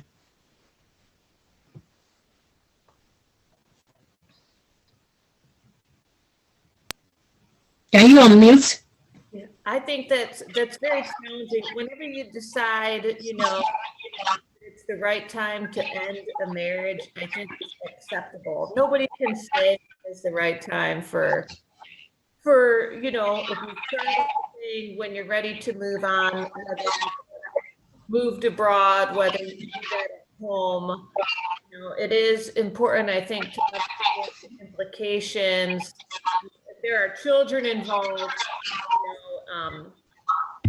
have the whole family together wherever somebody is. Maybe you want to go abroad or stay, so it's important to think about the implications possibly on children's citizenship might remain, and to do some research into that and stuff like that. And then the other thing, what are your resources when you're starting a life somewhere?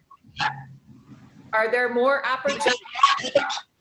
There's a lot to think about. So you do need to prepare for your future, and if your future happens to be moving abroad soon, but you're not quite ready to divorce, I think it's okay to divorce when you're ready, even if you started up in a new country away. It's challenging.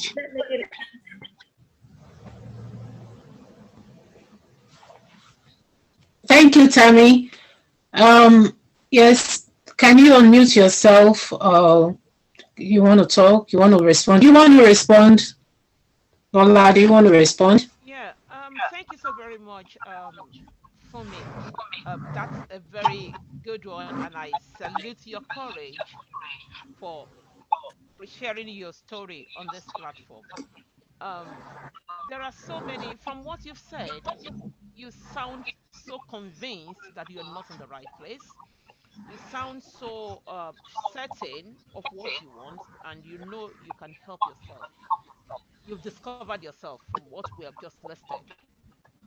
And one of the things I find so worry about with ladies is when they talk about love, love, love. You're still saying, okay, I love him, but he doesn't love you that much. With what you said, you've been through physical and emotional abuse, is really, really said awful things to you. In fact, for me, that one is enough to even make the love die. It doesn't take time. It does not take time. Like we all know, our strengths are different. Beam said something that as she was growing up through that relationship, I mean, through her parents, from that family situation where she grew up from, that she had proposed in her mind that in fact she's not going to get married. And I think, Beams, there is one connection that we both have.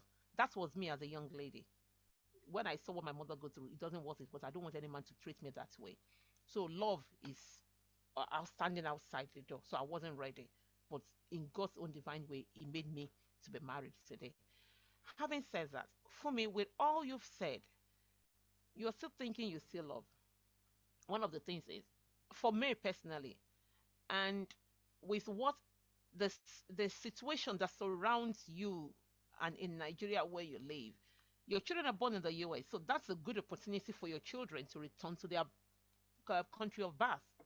That's a good one, and which you will not just take the children. I mean, the children will not just go and you not be part of your children's life.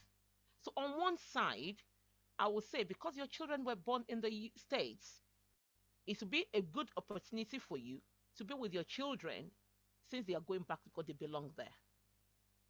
You are married to him, is your husband. So this is a legal way for you to be a resident in the US back, going under him as a dependent.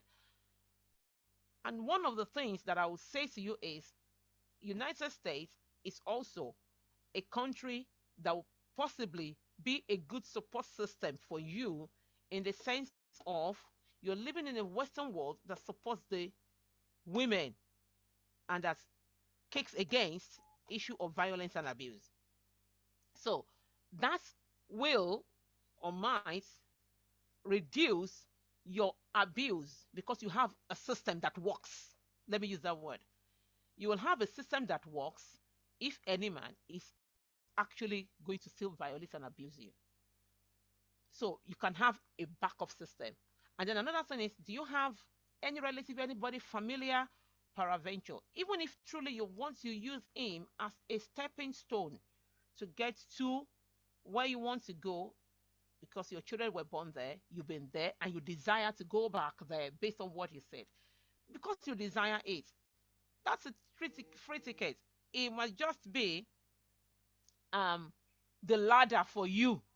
We're talking about a girl yesterday, a lady yesterday, from one of the African countries, not Nigeria. The guy went all the way to marry the girl, and married the girl, and brought her to the US, and then just left the girl. No marriage, nothing, nothing. And he said the girl, I mean, no relationship, not consummated. A young girl in her 20s, and ready to send the girl back to the African country until a friend of the girl told the girl to come to Canada instead of going back to Africa. And this same guy carried money from his pocket to fund the girl to go to Canada. I just don't want to have anything to do. And we're like, oh, this girl is like, you're fortunate. This guy is just a ladder. It's just the roots for you to get into US because he wasn't ready to have anything to do with her again. So in the same vein, to me, this guy might be a person, I mean, a ladder for you to regain yourself, get the support you need. And if by the time you get there, if he's not still doing what you think he's going to do, like you said, he has his good side, although his downside is more than his good side. You weigh your options for the fact that you are back there, there is a support system. If you have family and friends that can serve as a backup. But the truth is, if he's somewhere in this UK, if the guy misbehaves, the cops are just behind him. And you don't just need to be afraid. They will say, hey, you come, you came, you sent it to bars. If he does not want to be sent to bars, he should put his hands and his mouth locked and behave himself. But what matters is you have entered, you have jackpot, like Nigerians will say, and your children are secured, and then you continue to work hard the way you've been working at. That's what I can Thank you. but if you're Thank you interested, very if you much. still want to say more, I'm very much available. Beams don't me. Beams can give you the contact and we can talk more. I'm 24 hours available. My number is a hotline. Any day, anytime, I'm available for the cause of the women. Thank you And very I was much. just going to add that an abused wife and mother that I spoke to recently told me she had to save money for a couple of years and give it to a girlfriend of hers, and she held that money for a couple of years. So she slowly worked and put money aside, and actually then she slowly bought furniture and kept it at her girlfriend's house, so that when she was finally ready to leave her husband, that she had everything ready to go. So she was able to move out, have furniture, have a little bit of money in the bank. So I think there's nothing wrong with making a plan. And if that plan turns out that you end up living abroad, come to the States while you're process, I think that's okay. I think that that's okay, because the path to leave an abusive relationship can be long. It's kind of a journey. So because of that, I think whenever you do it is acceptable. If you do it in the country you're in now, or when you move or from state to state, I think all of that is okay. It takes a while to get that stuff together. I would like. Hello, sorry, wait. There is somebody, but we will need just accommodate that lady. Her name is Zini. She does not know how to go about it. I know we've overshot our time, but please, this is a cause of a woman that we really need to listen to. Not everybody will be able to. So there is Zini that is desperate to say something. Zini, we give you a minute or two, please. Zini, identify yourself on mute, and we quickly want to hear you. Please, quickly, Zini. Good day, everyone. I'm just so delighted to be among the beautiful and courageous women, and it's an honor. Thank you so much. Can you hear me? Yeah, go ahead. Okay, thank you. So I listened to everyone and heard everything, but I just want to say something. I'm joined a group, these digital women, and to the glory of God, I came out of serious depression because I was only thinking of taking my life. I was only thinking of what next to do. It's not just to die. What am I doing on this earth? I lost my self-esteem. My husband was totally something else. The story is too much. The story is too much. No care for his children. He was just only about himself. And I was just looking at myself, where should I start from? Only the little earning from the teaching work I was doing. It was not fetching anything at all. I was devastated. But I decided one day to leave the house. I took my children back home. I told them I want to travel and get my certificate. I had to leave. I went back home. When I got to my parents' house, I was like, where again? What am I going to do here? I don't have any solid job. I can't take care of these children.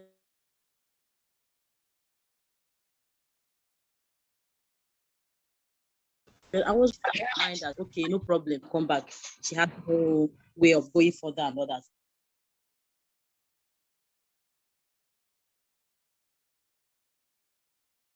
We can't hear you. Should that be everybody that is passed through some challenges from one corner to another? You can only stand up for yourself. You can only believe that you will do it, no matter what. I landed in neuropsychiatric hospital Yaba here in Lagos because it was too much. I was being taken care of by a doctor, and he was like, why did you pass through all these things? Up till now, he keeps saying that I see the potential in you because you never gave up. Even when the spirit was telling you to give up, to leave the children. I have 3 children, a boy and 2 girls. But right now, I have a good business running that I can save, and that he can't even talk to me anyhow. I came back to the home. I came back to the house because I couldn't take care of the children with my parents. I had to come back again. I was just saying, anyhow it can come out, I'll just take it if it's my life, no problem. As long as the children, he's taking care of his children. That was just what was going through my mind. But everything turned around because I decided to take a step that I don't know whether it's going to be positive or not. And to the glory of God, it came out positive. I got a job that they are paying me well. I got a business that is running very, very well. And he didn't have mouth again to say, and he had no, as in, he can't even talk again because he knows that I am not asking for money. I'm not requesting for anything. I'm financially standard now. I'm on my own. Any day he decides to say go, I'll say bye because I'm not really disturbed again. So the reason why I'm talking is that it's a long story, but I just want to question yourself that I really want we women to believe that we can do it without them. You can work hard without him being there to say, you must do this, you must do that. If you don't do it, I will do it. You are foolish, you are stupid, you lost this, all those kind of abusive words that will make you now, have low self-esteem, that you can't even see yourself again. You can't even believe in yourself again. So I just want to encourage. I listened to Anne Chijindo and I'm like, God should see her through because she should know that she is not alone. She can do things better than the Thank way. you very much, Zini. Better than what coming out anyhow that is coming out. Thank you very much, Zini, for your contribution. Thank you. We appreciate you putting this also in context for us. So for so many women, you've seen life witnesses. People have given their own testimonials. You've known, you've seen, you've heard. And like I said in my presentation, ask yourself, could all these things they are saying, could it be true? If you think it is true and you can tick your boxes, then it's high time for you to take action. But one of the things that can really also help you is your financial stability. Yes. Somebody had said that the only thing which nobody can change is you, the person in question. How financial viable are you? However, some people might not be financially viable. Like Anne gave a story. She said she does not even have anything. So many people do not have anything. I know that can be the fears of so many. But the willpower, the strength, the the boldness, the courage to face it. If you have that, it might be tough. It will be tough. Not that it might be tough. It will be tough. But I know you will get there. So thank you so very much, Zini. Thank you for every lady that have shared their own true life experiences. We so much appreciate you. Human Renewed Me is here for you. Renewed Me is a branch of Human that deals with women issues like this, emotional, psychological, sexual, especially as it relates to faith. We are always available for the women. We are a self-funded organization. We put it and we seek support where it's available. So we are passionate about women. We want to see women thrive. So come out, speak. We are always available. And we know that you will get there. Let somebody mentor you. Seek credible advisors or counselors. Get information for where it is viable, and you will not regret you take that action. You've heard from people.